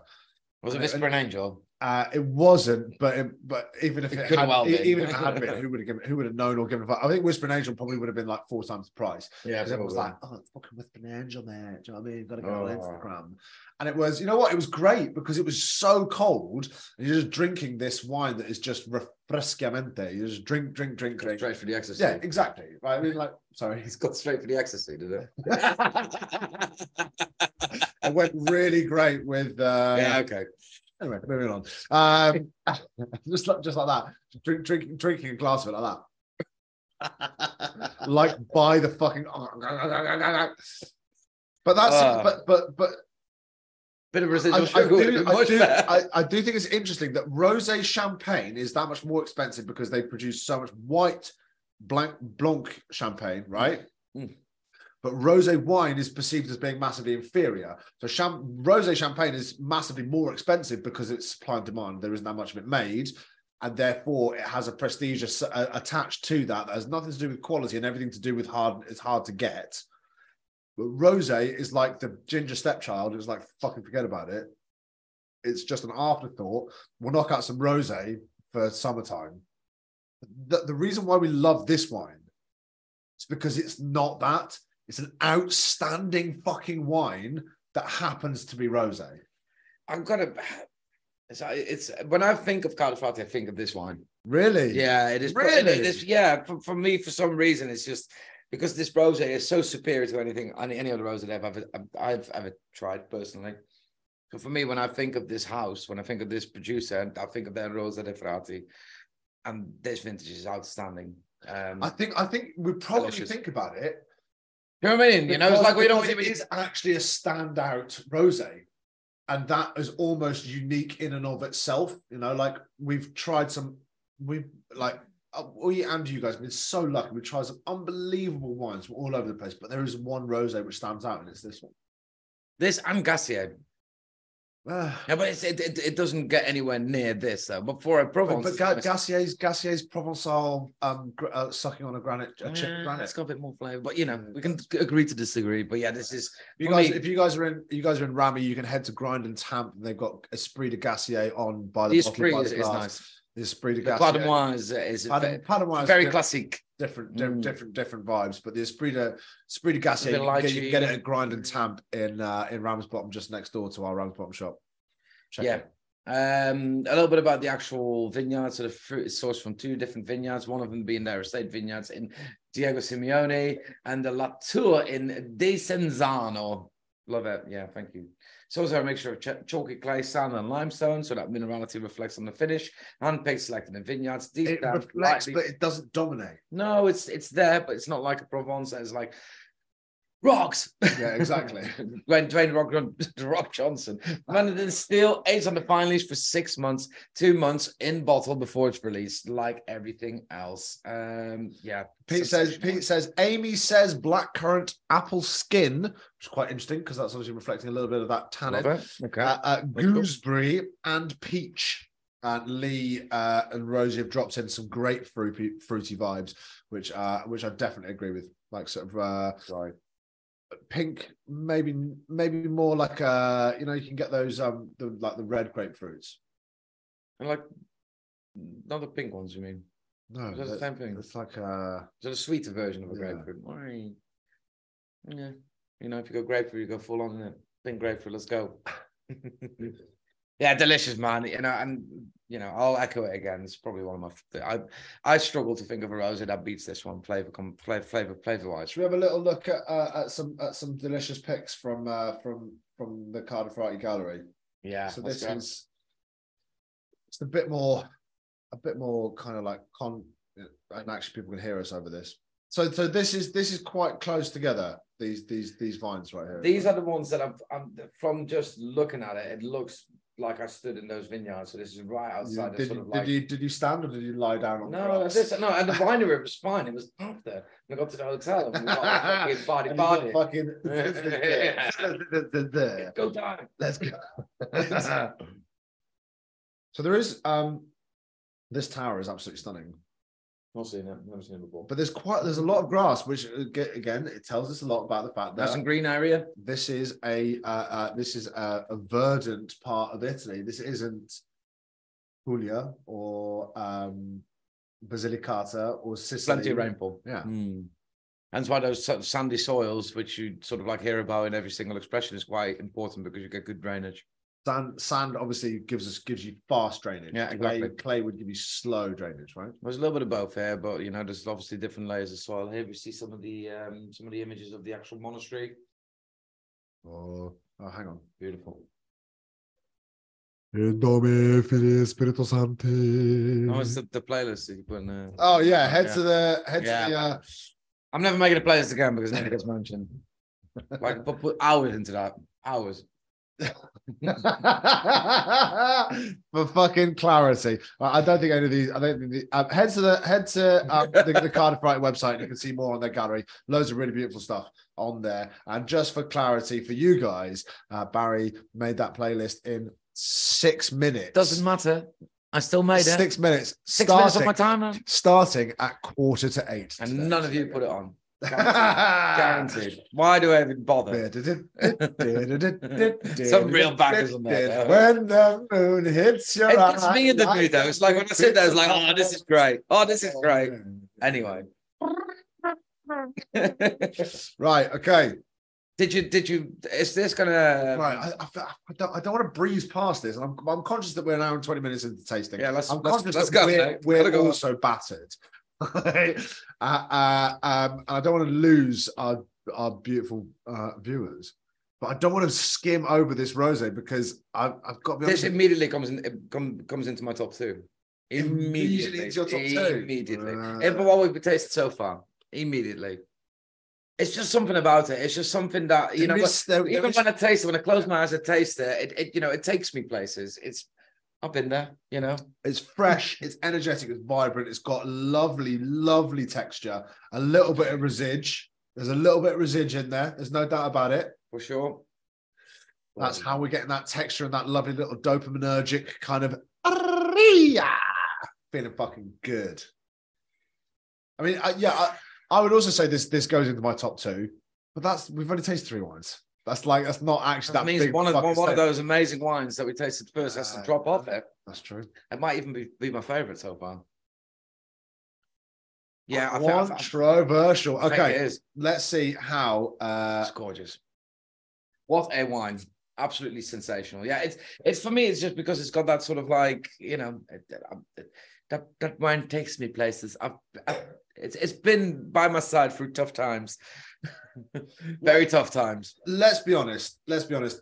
So much about wine is that LAS, luck, art, and science. Mhm. So much about wine is about the memory that wine and It's a beautiful thing, and though, right? food can generate within you as much as it is to do with the quality of the wine itself. You know, Now this though, I'm thinking Iona Chardonnay. I'm thinking, Oh, like yeah. Iona Chardonnay reminds me immediately of lockdown. We had 3 bottles of it in the fridge at any one point, and we finished our 6th 14-hour day on the bounce. yeah, Just you and me, and it was whatever it was. It was maybe a Saturday after a tasting. We knew that we were doing fuck all on the Sunday. You and me just battered 3 bottles of that Iona Chardonnay. Listening to the wheel. Yeah, or Icamars. Oh no, that was when we built the side. That was when we That built was the Red side. Bank. Oh, yeah. That was Red Bank. That was Icamars. Anyway. Right, okay, wine number 4, ladies and gents. Wine number 4 is the Carlo Ferrati Ronchidone. Well, it's actually pronounced Ronchidone. Do you know what it is? I've done Italian and Duolingo. It's Ronchidone. Ronchidone. But I like Ronchidone better. Hey Siri, what does Ronchidone mean in Italian? In Italian, roncada there is. Mate, Fuck off, Siri. the Siri is not doing a great job today. Ronchidoni, a blend of Marzemino, Sangiovese, and Cabernet Sauvignon. Now, what does that tell you if you're looking at that cepage, Thomas? So I couldn't tell you what the Marzamino does, but the The other two the combined. Sangiovese will give grunt, but not a lot of color. Mm. The Cabernet will give acidity and deep dark black fruit. What would this be a riff of? Sangiovese and Cabernet together. I mean that immediately is Super Tuscan. Hey, vibe, there isn't you it? go. There you go. So this is a Luganese Super Tuscan. So this is a Almost. super Luganese. Hey, I like it. I like it. Super Luganese. From their own Del Cerro vineyards, located in the south bank of the lake near the town of Diego Simeone. Chalky limestone. I've been saying it the whole time. But you've only just noticed. I only just picked up that Diego Sandy Simeone. Where's Glaze. that? Yeah. Diego Simeone. Let's have a little look at it. Simeone. But there are some really interesting winemaking techniques that go into this. And it actually, you know, when I read it, I was like, I had to put it into capitals because wow, I've not seen that before. So immensely. Let's dissect before Let's we, do it before we get proper. cracking. Wine number 4, the Ronchidone by Carnifrati. So there is a deepness and depth of inky sort of black color, but it's quite ruby, especially when you get to the edges where you almost have a little bricky boy. Hey, why do you recognize? Presumably because it's a 2019 vintage. No. Look at the grapes. Sangio. Hey, Sangiovese. there you go. Well done. I love it when you patronize me. Bit of that Sangiovese. I love it It's a when brown when wine. Daddy Baz gets all daddy. Hey. So like, like the I like to do that to my the, kids. the Pedro Pascal. It's like, well, he said who's more. He got asked the question like who's more of a daddy, you or Oscar Isaac? And well, Oscar Isaac is actually a dad, so he's a dad, but I'm a daddy.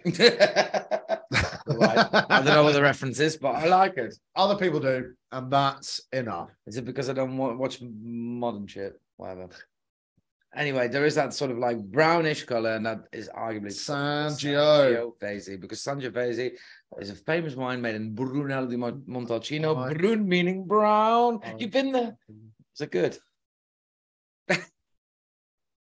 Let's not talk about that. It was immediately. Nobody wants to see Tom Fry. Immediately not good. Okay. Deep and dark. Let's look at the legs. Hey, but the legs are not stainy. Let's try. No gods of wine. I've got 2 from Oh dear. This is great. This is great telly, guys. Great. Anyway, telly. sorry. It's in jokes. Wine. Yeah. But let's have a little smell, shall we? Looks like.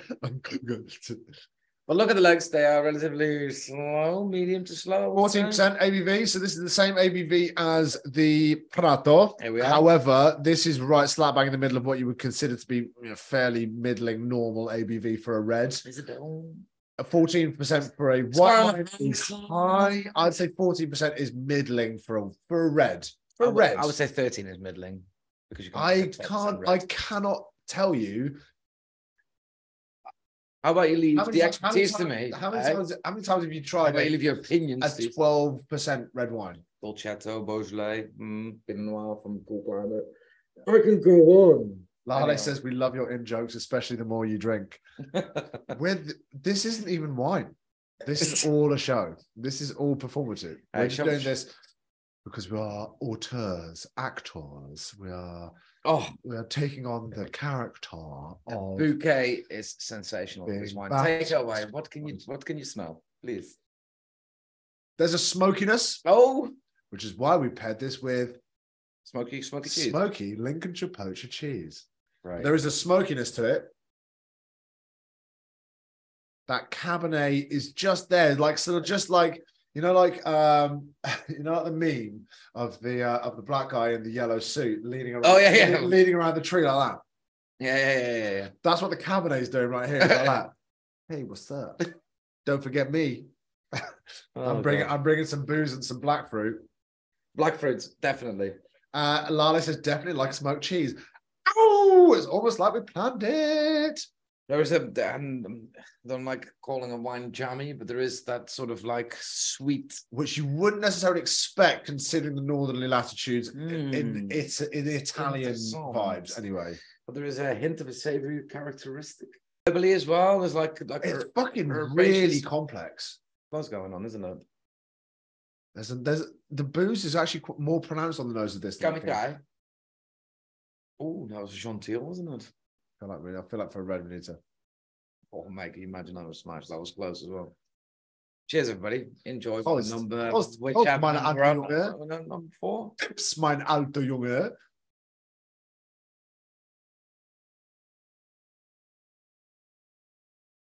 Sangio. Cabernet. I don't know about the Marzamino. I don't know what it's doing. There's a little bitter on the finisher. Marzamino. So do you reckon that's got to do with that will give notes of cherry/cherry kernel because it sounds like marzipan? Do you reckon that's what they can name the brand after? I don't know. Well, marzipan will be almond anyway. Mm-hmm. I get notes of it. Marzamino. Someone have a little look what Marzamino does as a grape variety. Well, no, that's 100% our fucking job. Yeah, sorry about that. A little bit of cherry tunes, cherry menthol from the lovely Lale. What's that? Cherry tunes? Kopdropje. Oh, in Holland we call them strepsils. Strepsils. Have you got a bit? I don't know how anybody on this tasting can be referred to something as our in joke. This has to be our in joke because how many times has he made that joke? To be honest with you? In Holland we call them strepsils. In Holland we call them menthol soothers. Soothers ain't a thing, you know. In Holland we either do that or you give licorice to your child. Here's the thing, right? I dismiss the ronchidone constantly because I associate it in my mind incorrectly with the Pieropan Rubapan. How? Why? Because, I don't know, it's from the same wholesale supplier we buy it from. Okay. It's from not a million miles away from one another, and namely... that's their Valpolicella, the Rubapan, is it? I think it's still Suave, but it's non-malolactic. Malolactic fermentation, just to remind anybody that doesn't know, is the bacterial fermentation process of transferring malic acid, the acid you find in apples, particularly green apples, into lactic acid, the acid you find in yogurts.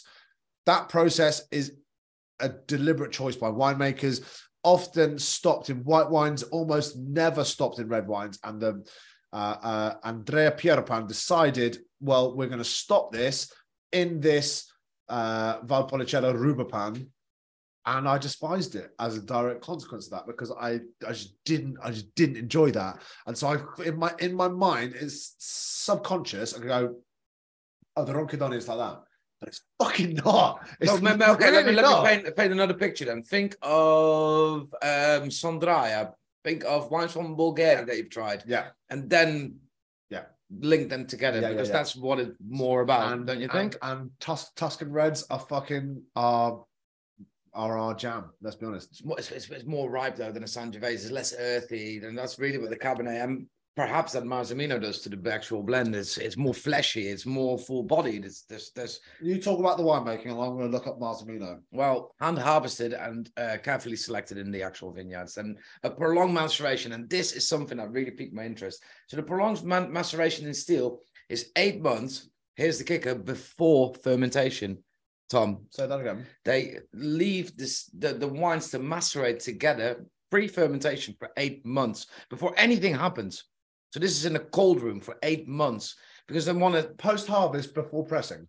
No, before ferment, before anything happens. So there's slightly crushing happening over here, but this is where the wine starts to become really intense and really sort of like. So they're pressing the juice off out of the grape. No pressing here, yeah, just crushing. So they harvest slight crush of them, and they put them in stainless steel for 8 months pre-fermentation.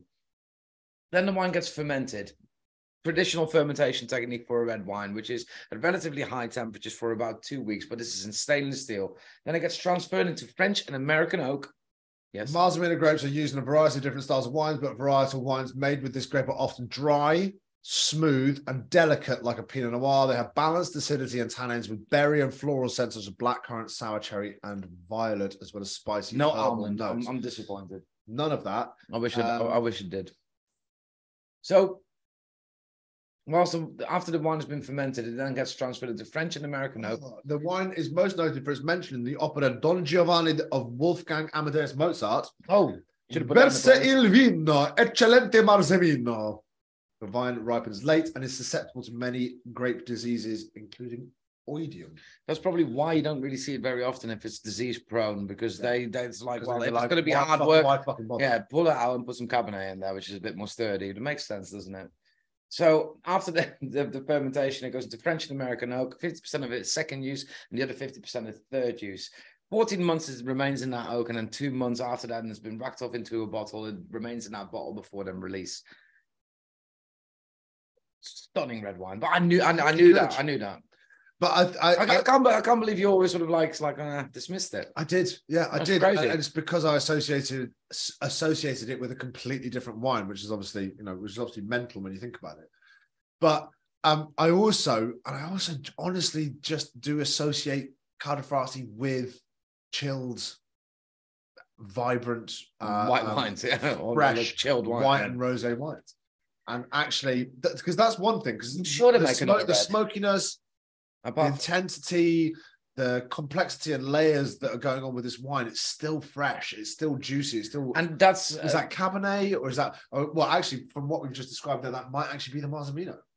well, it could well be, man, and it's something that's actually quite interesting. Well, they make. I'm just having a little look what other reds they make, and we're doing both of them on this tasting. So they do 2 reds. So- only and- one of which in Lugano, which is this Ronchidone. And I've just browsed their website, and they kept this quiet whilst I was there.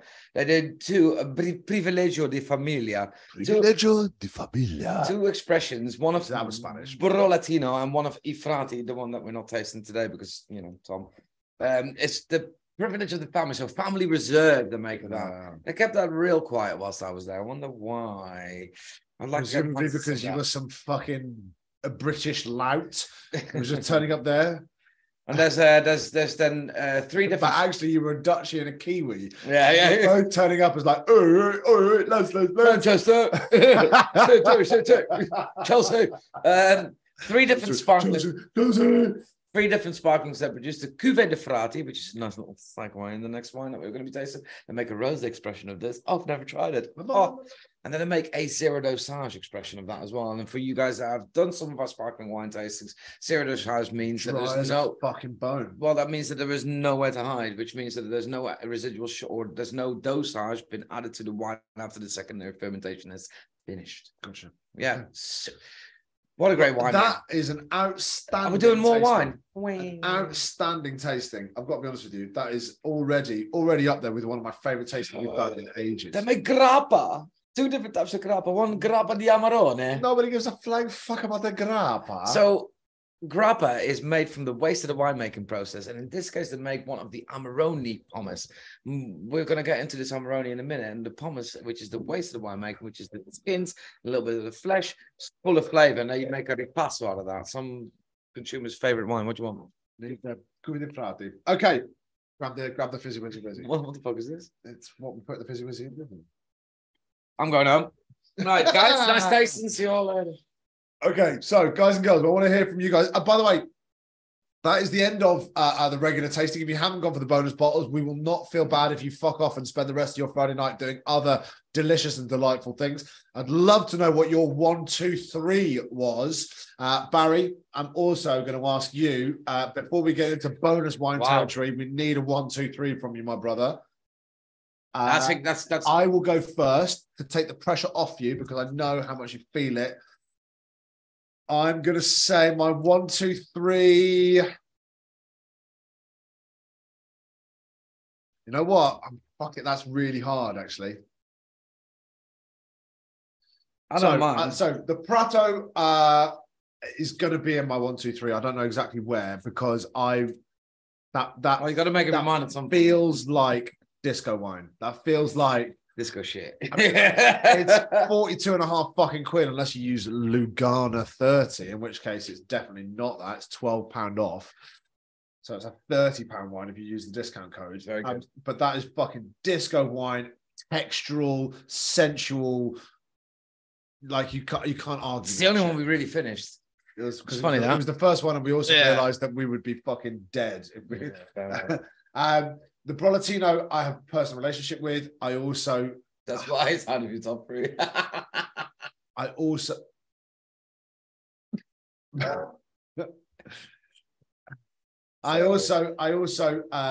completely agree with you that it is a very different style of wine and a style of wine that I can 100% get behind. The Rosa has got to be in there, but the Roncadoni was also a surprising wine. Okay, right. I'll stop beating around the bush. I'm going to say it is 231. As in two being your top, yeah. Two's number one. 231.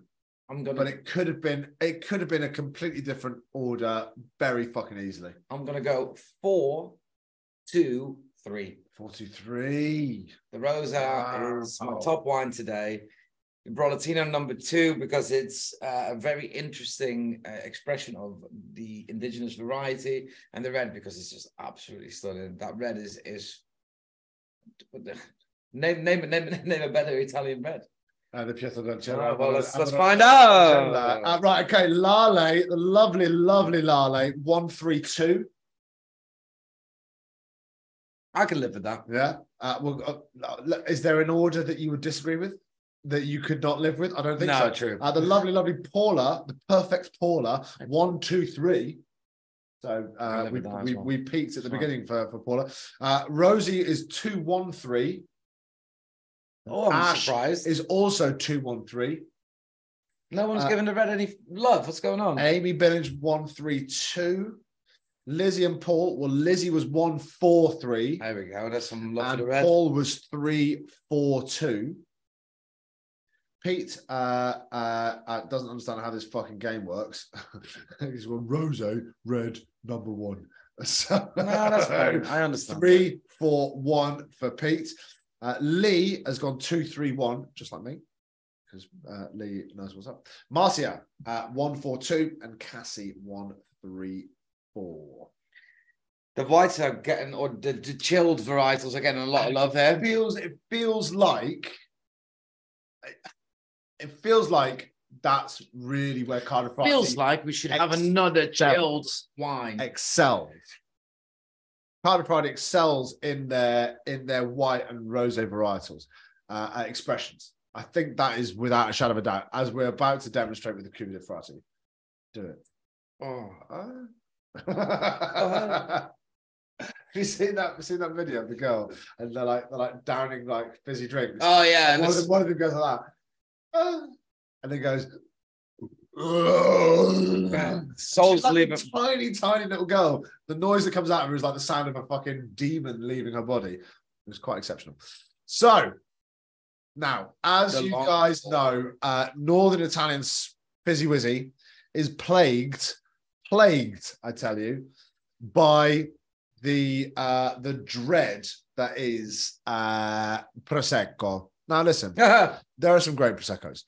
Prosecco di Valdobbiadene is something that you can usually rely on as knocking out a decent wine. But here at G2G, here at the live tastings, we got a thing about bottle fermentation. I'm not going to lie. Things, isn't it? I'm not going to lie. If it's not fermented in a bottle, it's I ain't interested. It's kind of bitch juice, isn't it? Let's be honest with you. It's kind of not really what's up. The difference being, by the way, if we lose people, peace and love. We'll see you guys on the next tasting. Thank you for California joining, Dreaming, and more tastings going up at the start of next month. Thank you for joining, guys. But if it's not fermented in the bottle, you don't get lees aging in the bottle, which is a much more concentrated, much higher. Like if you think about it, small surface area, higher surface area to volume ratio, namely more more grams of lees to every milliliter of wine contact. When that happens, you end up with a wine which is richer, deeper, more complex, more biscuity, more interesting, right? The thing about Northern Italian Fizzy Wizzy Wizzy, you often get some pretty meh grape varietals going into this. There's another small little appellation or DOC or DOCG, if you like, within Italy. I might disagree. Bella Vista. Ciacorta. Yeah. Thanks, Cassie. See you guys on the next one. Peace and love. Yeah, Franciacorta. Yeah, but that's the point. It's bottle fermented. And True, traditional method. Yes. Method champenois, method traditional, or in Italian terms, metodo classico. That's what we're talking about here. That's right. That's right. Fermented in the bottle. So what's the main difference? What does it give you? Because you're you know more about champagne than most people would forget in life. You'll forget more than most people would know about that style of wine. Why is that style of wine so good? Well, firstly, there's a minimum aging in the cellar. So if you think about it, the base wine is made, right? So they make an alcoholic wine through a normal alcoholic fermentation. Usually happens in stainless steel. They then add it into the bottle. And then at this point, they add something which is called the trier or the tirage or the liqueur de tirage, which is a mixture of fermentable yeasts added with sugar, which means that it starts the whole fermentation up again. They add that into that base wine whilst it's in bottle at this point and add a crown cap. At this point, a byproduct of fermentation is CO2 and obviously heat as well. But let's forget about the heat at this point. But let's focus on the alcohol and the CO2, which are two of the byproducts of fermentation. Normally, the CO2 goes back into the atmosphere in stainless steel, or it's under a pressure valve, and they let that CO2 back out into the atmosphere. But in this case, it can't go anywhere because it's been capped, which means that will naturally carbonate the wine. So inside of the bottle, the carbonation will start from that wine that is still fermented. An ancient method or a method ancestral is the first sort of evidence of sparkling wine ever been made. Why do you think that makes a better wine, a better sparkling wine than tank transfer or Charmat's method, which is how majority of cheaper style, Prosecco style. Well, there are more layers of flavor to it. And the reason why that happens is whilst the yeast have stopped fermenting, or all the sugars have been eaten in that fermentation process, they turn into this lees, this sediment, which at this point is sitting inside of the bottle. And there's quite a lot of it, actually. Yeah. If you look at a bottle fermented pre-disgorgement, so when they take the lees out through riddling and all sorts, longer story, but yeah. Well, if you'd like, should we do a champagne tasting? Yes. Should we do a champagne tasting at some point in the next 3 months? I think in store would be a good one. Because otherwise it's a Friday Fizz Fest and it's full bottle. Let's do it in store and let's focus on my agency, Champagne Tribault. Let's just focus on Tribault because Lale says yes. Lale, do you want online or do you want in store? Install. Well, because of the surface area, so the ratio of the liquid to the yeast deposit that's in the bottle, it takes on so much of those bready flavor compounds that you find in that lees. Now, the minimum aging in champagne is 15 months, but producers that can go as long as they'd like to. There are certain wines that we've tried before which have been recently disgorged, which are of a certain vintage dating back to like the 1980s. So all that time on the lees will develop the wines further. Something like this, or this particular wine that has been made, not this one, 36 months on the lees, which is more than double the amount. That's the minimum requirement for champagne to rest on that lees. So we're definitely in.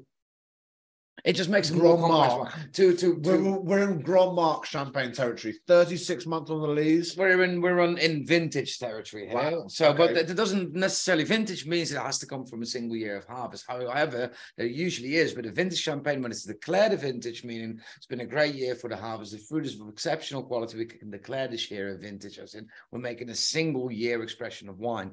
But usually what comes along with that is prolonged time on the lees in the actual cellars. So they usually go double the amount, minimum being 30, sometimes going up to 50 months on the lees. This one is 36 months, and it's a wine which is, particularly the rosé again. Rosé with Cava Frati is one of them things for me. It's just a fantastic little bit of juice. Shall we have a little taste of it? I think we should dissect this Cuvée de Frati. For us, it's going to be a little bit of a palate cleanser, but for you guys at home that went for this, obviously it's in full bottle. And that means that it's going to be presumably how you see out the rest of this evening. So let's have a little crack at it, because this is what we love, a palate cleanser after a big tasting, and that palate cleanser to be something bright and fresh and ideally fizzy. And this is definitely that. Now, what's amazing is that I just did that, Barry. The drive-by. Jumped out. The drive-by. It jumped out of the glass at me.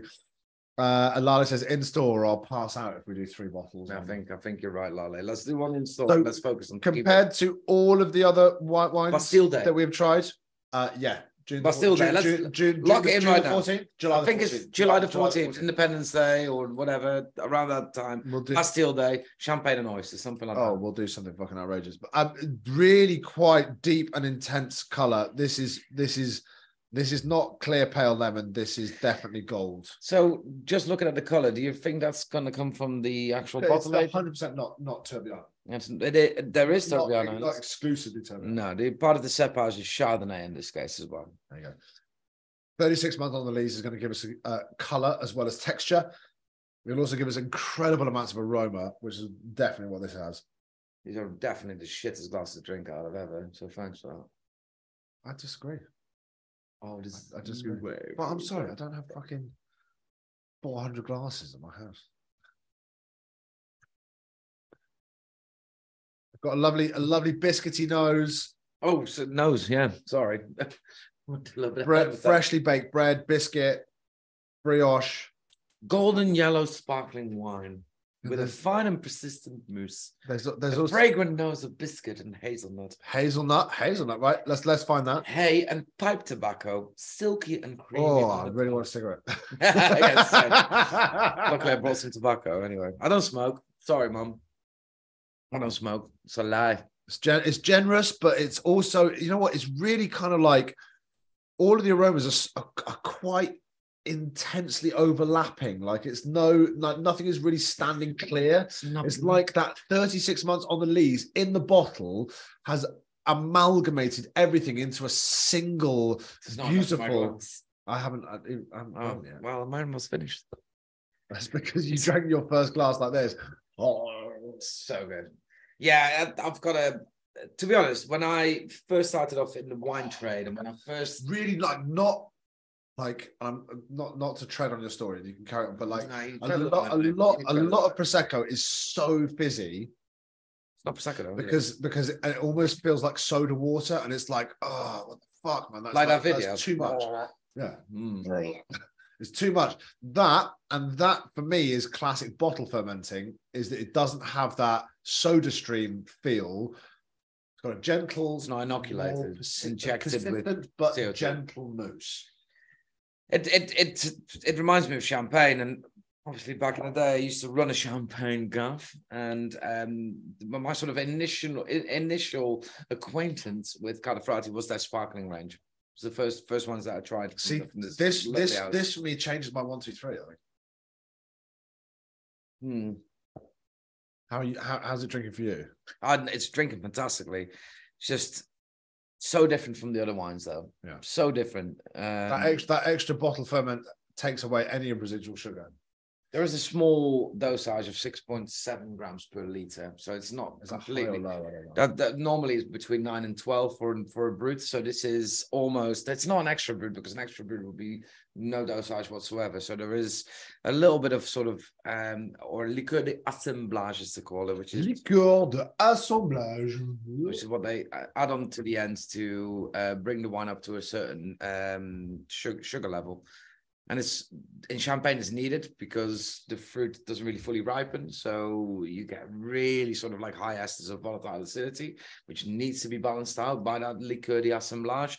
In this case, we're a little bit further down south on the latitude scale, if that makes sense. You're going to get the ripeness in a white grape varietal. You are going to get the ripeness. Definitely going to get the ripeness. And that's exactly, and that explains it, why it's only just under 7 grams of sugar per liter.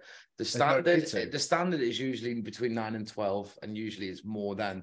But over the recent years, due to global warming, the fruit is getting riper over in Champagne. They're actually struggling to make champagne in Champagne. Hence why they've completely changed out the way that they make wine nowadays. There's now a Solera system of reserve wines.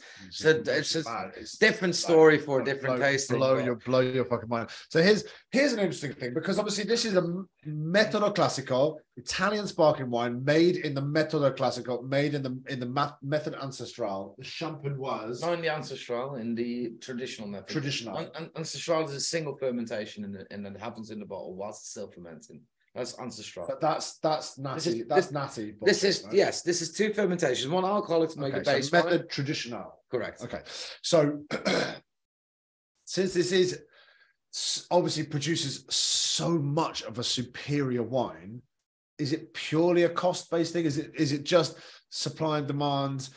We fucking need 1 billion liters of fizzy wine that's dry as a bone, medium fruit, and fucking fizzy as fuck to satisfy the demand of people in a bar on a Friday night. Why isn't everything made like this when this is clearly so superior wine? And I'm answering my own question. There's yeah. So how long does it take to make a bottle of this wine? It takes 3 years. 36 It takes months. 3 years just to age it, plus then roughly Whereas you can another make 6 months. You can make a mediocre It's instant. flat wine, still wine, and just go.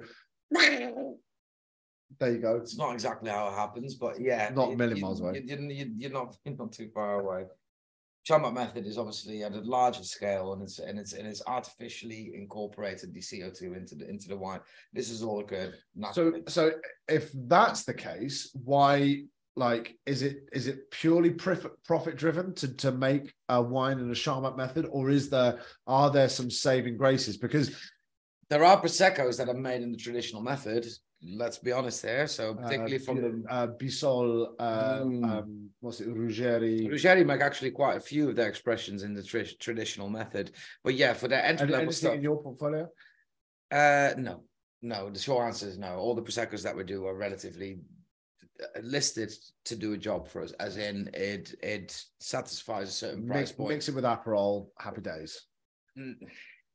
You know, we're not the type of importer that are that layered with our offering, that we have expressions of Prosecco that are sort of like marketing at the higher end of the, because, you know, to be fair though, you do have quite a lot of very good carvers. Yeah, but because we're predominantly specialized in Spanish produce because of our links with Alhambra Beer and Solán de Cabras, which is our mineral water. You should try it. It's delicious. Taste the mineral. Mineral water. It's got con gas. You know what that means? With gas. Yes. do you know what Sengas means? And without gas. Yeah. Oh. You can shove both the con and Sengas up your poop catcher. Okay. I don't give a flying fuck about your mineral water. No, but if anybody does ever get mineral water, I want you to know that you are what is wrong with the world. You are capitalism. In Holland, the water is so mineral that mineral water is coming out of your taps. Bar Le Duc, which is a Dutch brand, comes out of your taps, mate. Seriously. No one gives a flying fuck. Anyway, to answer your question, Prosecco does a job because it's relatively high volume. The Glera grape variety produces high yielding kind of grapes. Lots of juice in it. It's a single fermentation to make a base alcoholic wine. It goes into another tank, which carbonates a whole lot in one go, gets in a bottle, pretty label, off you go. Whatever, £7 a bottle cost.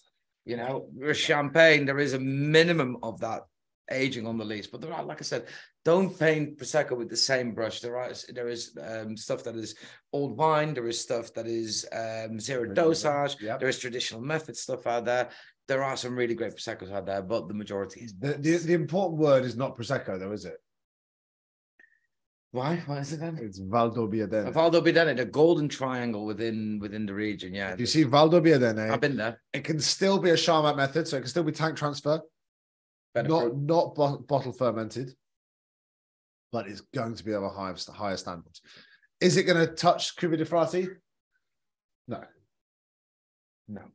I honestly can't think of a single other northern. I can't think of a Franciacorta. It is outstanding Franciacortas. There's no two ways about this. But Cuvée de Frati as a wine is outrageous. This is something that's really interesting, because this is obviously made from 2 white grape varieties, Tourbillon and Chardonnay. I can detect it, that there is no Meunier or Noir in here. Oh, of course. It lacks a bit of body for me. Yes. You know, when I compare it to champagne, usually it's a Blanc de Blanc. For those of you that don't know, champagne is made out of 3 main varieties usually, and one of them being Chardonnay, which is the only white variety. The other 2 are red varieties. Yeah. And me personally, when I drink champagne, the houses that I adore are usually red fruit dominated, or Pinot Noir, or Pinot Meunier led, or Pinot Noir led. So It's a really good one. Pinot Meunier, Ayala, and Bollinger. I know a really good one. Champagne Champagne Tribord. Tribord. There you go. Pinot Meunier led. Champagne Tribord. Is it Meunier led? Yes. Oh, Mm. interesting. We also make a Blanc de Blanc. We make a vintage. We have the rosé, we have the brut, and we also have the Millesime 2014 vintage in our round bottom shop currently. Use Rami Recovery for 10% off. Have you got all those wines, have you? Yeah, lovely. Yeah, baby. Yeah, really, really good. I still prefer champagne, but this as a, how much is it? Like a £40 alternative? 40, 44, I think. 40, 44. But you've used a 30% discount. Lugana 30 gets 30% off. Right, let's drink some Amarone. I'm ready now. Okay, for those. And actually, I'm for not. those of you that have, so Sarah Cartledge, who's not actually on the tasting, just purely and simply because she went for glasses and a bottle of the Cuvée de Frati and the 250ml of the Amarone, but she's not, because she is not available tonight. So I'm going to watch it back on YouTube tomorrow or the day after. So, hey, Sarah, you hopefully have enjoyed your Cuvée de Frati, which is a delicious wine. And it's now time to drink some Amarone. So Amarone, literal translation, big bitter. Like Amaro, you might have come across an Amaro previously in your world, in your life.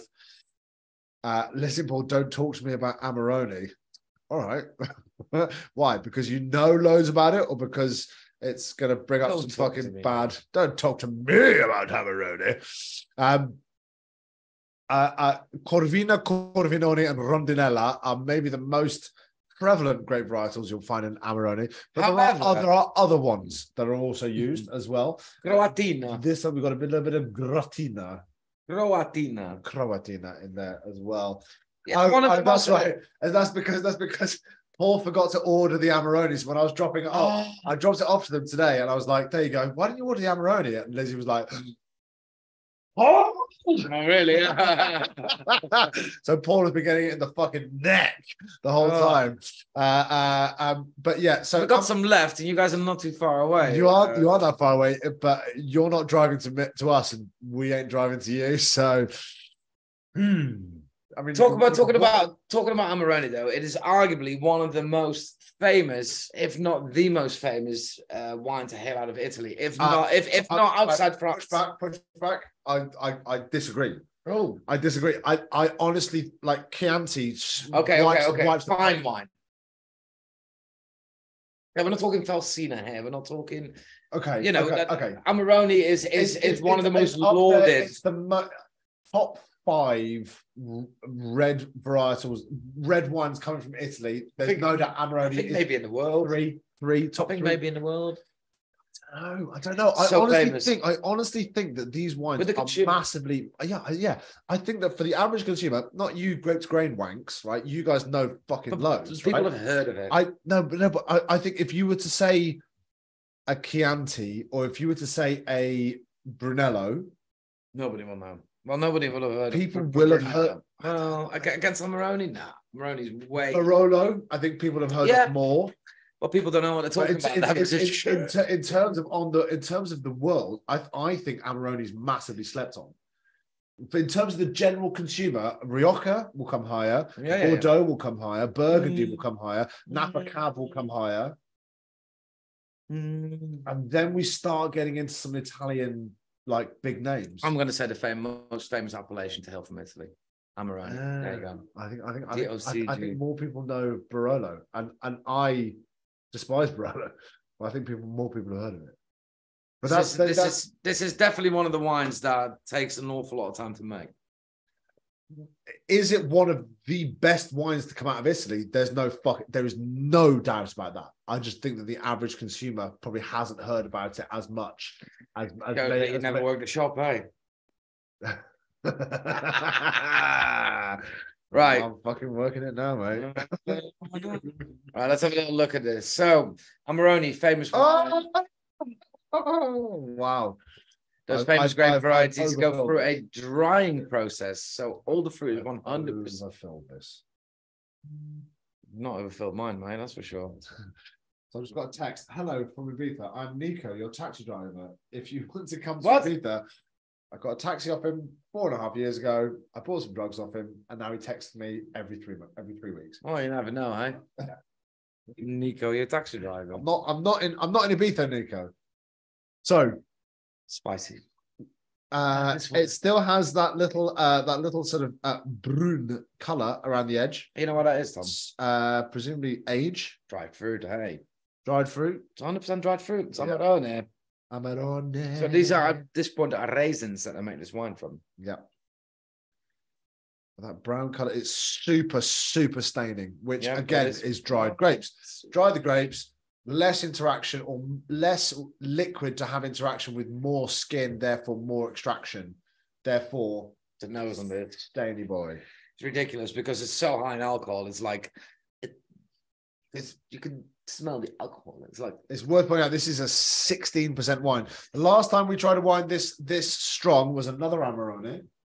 it really, And it it messed was up with your life, fucking didn't it? It messed up your It was life. so bad. See how this goes. I do not doubt that this is not going to be the same wine. Well, the legs are super slow because there's lots of residual sugar. Old, expensive fucking wood. It smells like fine wine, doesn't it? You know, there's lots going on. There's like that sort of like expensive wood. There's like old books, many leather-bound books, and rich mahogany. It smells like an expensive object. It is quite perfumed, actually. There is notes of violet on the nose. Yeah. Lots of dried fruit. Think fig, think raisin, think prune, dark fruit, vanilla, spice, complex as. Quick. Salute. We saved the fucking best chink till last. Have we?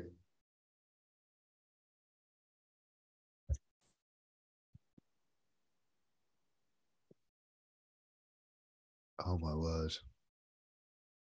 It's got a really lovely dryness. Wow. A really lovely dryness, because you would say with the concentration of sugars and acids that sometimes Amarone can be quite shouty. Wow, what's that flavor? Poorly made Amarone can be quite shouty.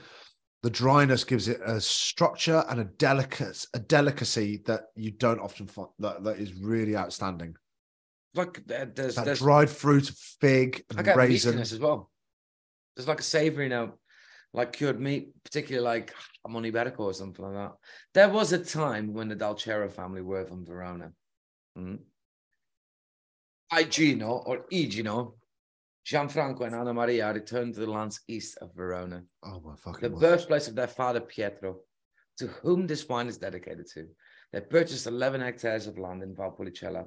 Valpolicella, by the way, is an old prehistoric ocean, so there's layers of different soil composition, loads of fossilites in there, and that gives the wine lovely minerality.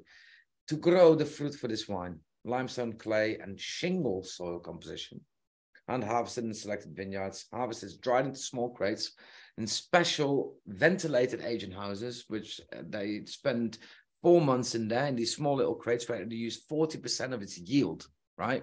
Then the maceration in still is then prolonged pre-fermentation, just like the Ronchidoni. Malolactic fermentation that occurs in barrique, and it's aged for 24 months, 2 years in oak, and then another 12 months in steel before it then goes into bottle, where it's aged for a further 6 months. So it takes about four and a bit years to make this. Incredibly sharp, balsamic. If you get it on the edge of your tongue, it's got this kind of like aged balsamic, sherried vibe. It reminds me a bit of PX, but for obvious reasons, because really it's dried fruit, you know. But it's obviously super good. It's got a kind of like espresso. Nice.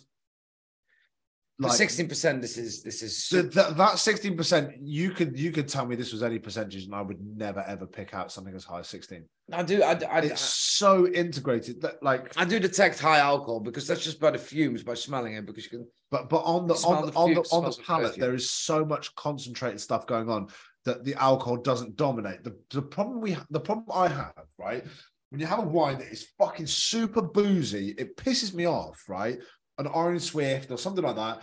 It's like it doesn't like it. There's no kind of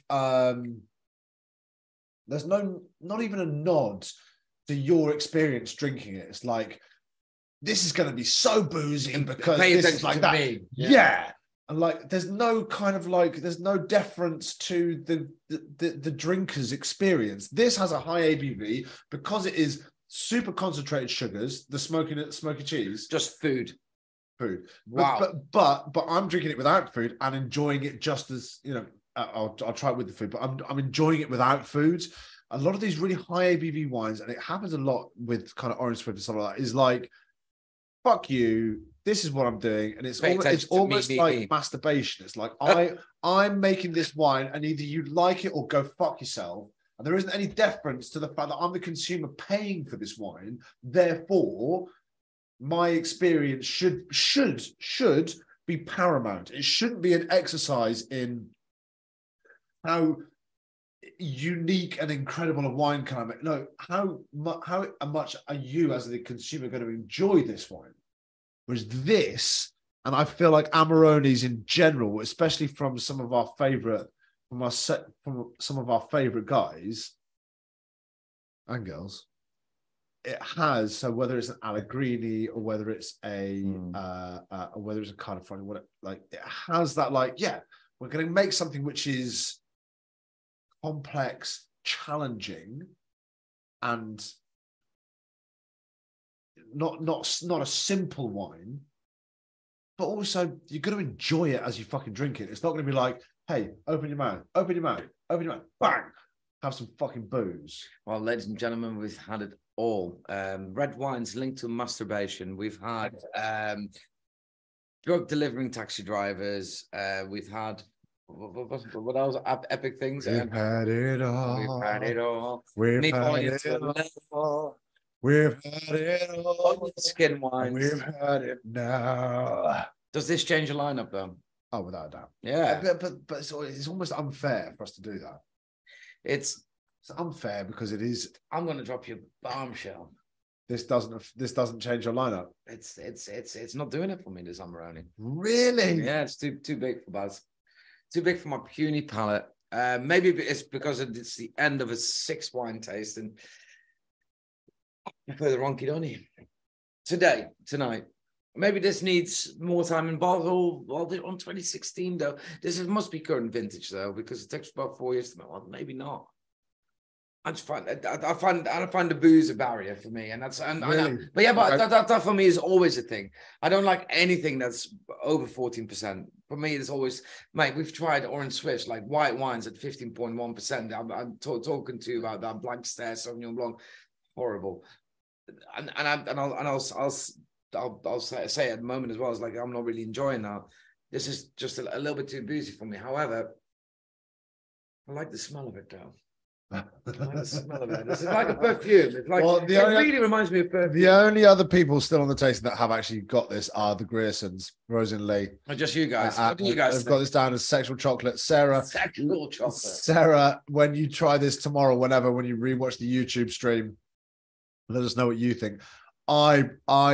Yes, this would 100% change my lineup. This is because I know you guys, Lee and Rosie. I know what you guys like in wine, and this is 100% you guys. It's big and bold, and it's dried fruit, and it's chocolate, and it's funny because I'm not, and I guess that's one of the idiosyncrasies of wine. I think if this was the only wine I was drinking today, as in like I had a nice a pasta with a zingy pasta with something like this, beautiful. Or like if you're pairing £100+ bottle of wine with a zingy pasta, well, maybe an ossobuco then.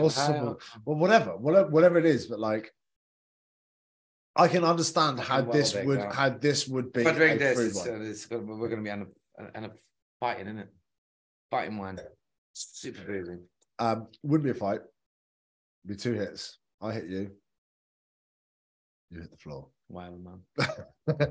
Right, that's the end of the tasting. We're going to fuck off because we are no longer making Not any bad. sense. That's 6 wines, and it's only 10:15. Normally we I've got to be honest with you, babble on a little bit. and we've certainly not halted any of the babble. I think it's because it's one producer, and I think this should be the way forward. One producer, loads of wines of that producer.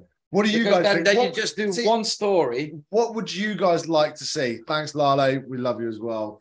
What would you guys like to see on upcoming and future tastings?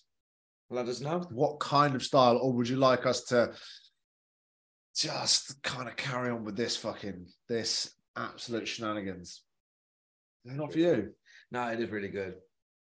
I don't know. It's maybe because it's so busy. Hey, I'll stick a pizza on, and you can have. That's a good you idea. can have some pizza with. Yeah, the but because avocado. we've had 6 wines, man, and I'm just a little bit pissed by now. So it's difficult to digest a 16% wine finish. Ash says shenanigans for me. So she would like more of, I presume, this fucking Talking shit. This absolute bollocks. Lee says, I love these producer stuff. After show at ours. Well, we're here. The wine's here. Surely it's after show at mine, isn't it? But that means you guys have to get across to fucking Worsley. And let's be honest with you. It's not really Worsley, it's Walden. Walden. And in fact, it's when you put it into Satnav, it's even a different village. What's it called? Little Halton. Yeah. M28's Worsley, dickhead. So there you go. No, mate. Little After show at yours. Hey, listen. I've got some wild stuff. It's got Kronbach in the fridge, which is only the best, purest German Pilsner. Hey, now So the purity law needs to be 4.8%, but now available in Ramsbottom. Right, listen, we're gonna fuck off. If you've got our personal numbers and you want to have an after party, Holla. keep it to yourself or bring drugs. Guys, peace and love. God bless, Haile Selassie, Rastafari. So great to see you and speak to you all again today. See you guys later. Bye. Cheers, everyone.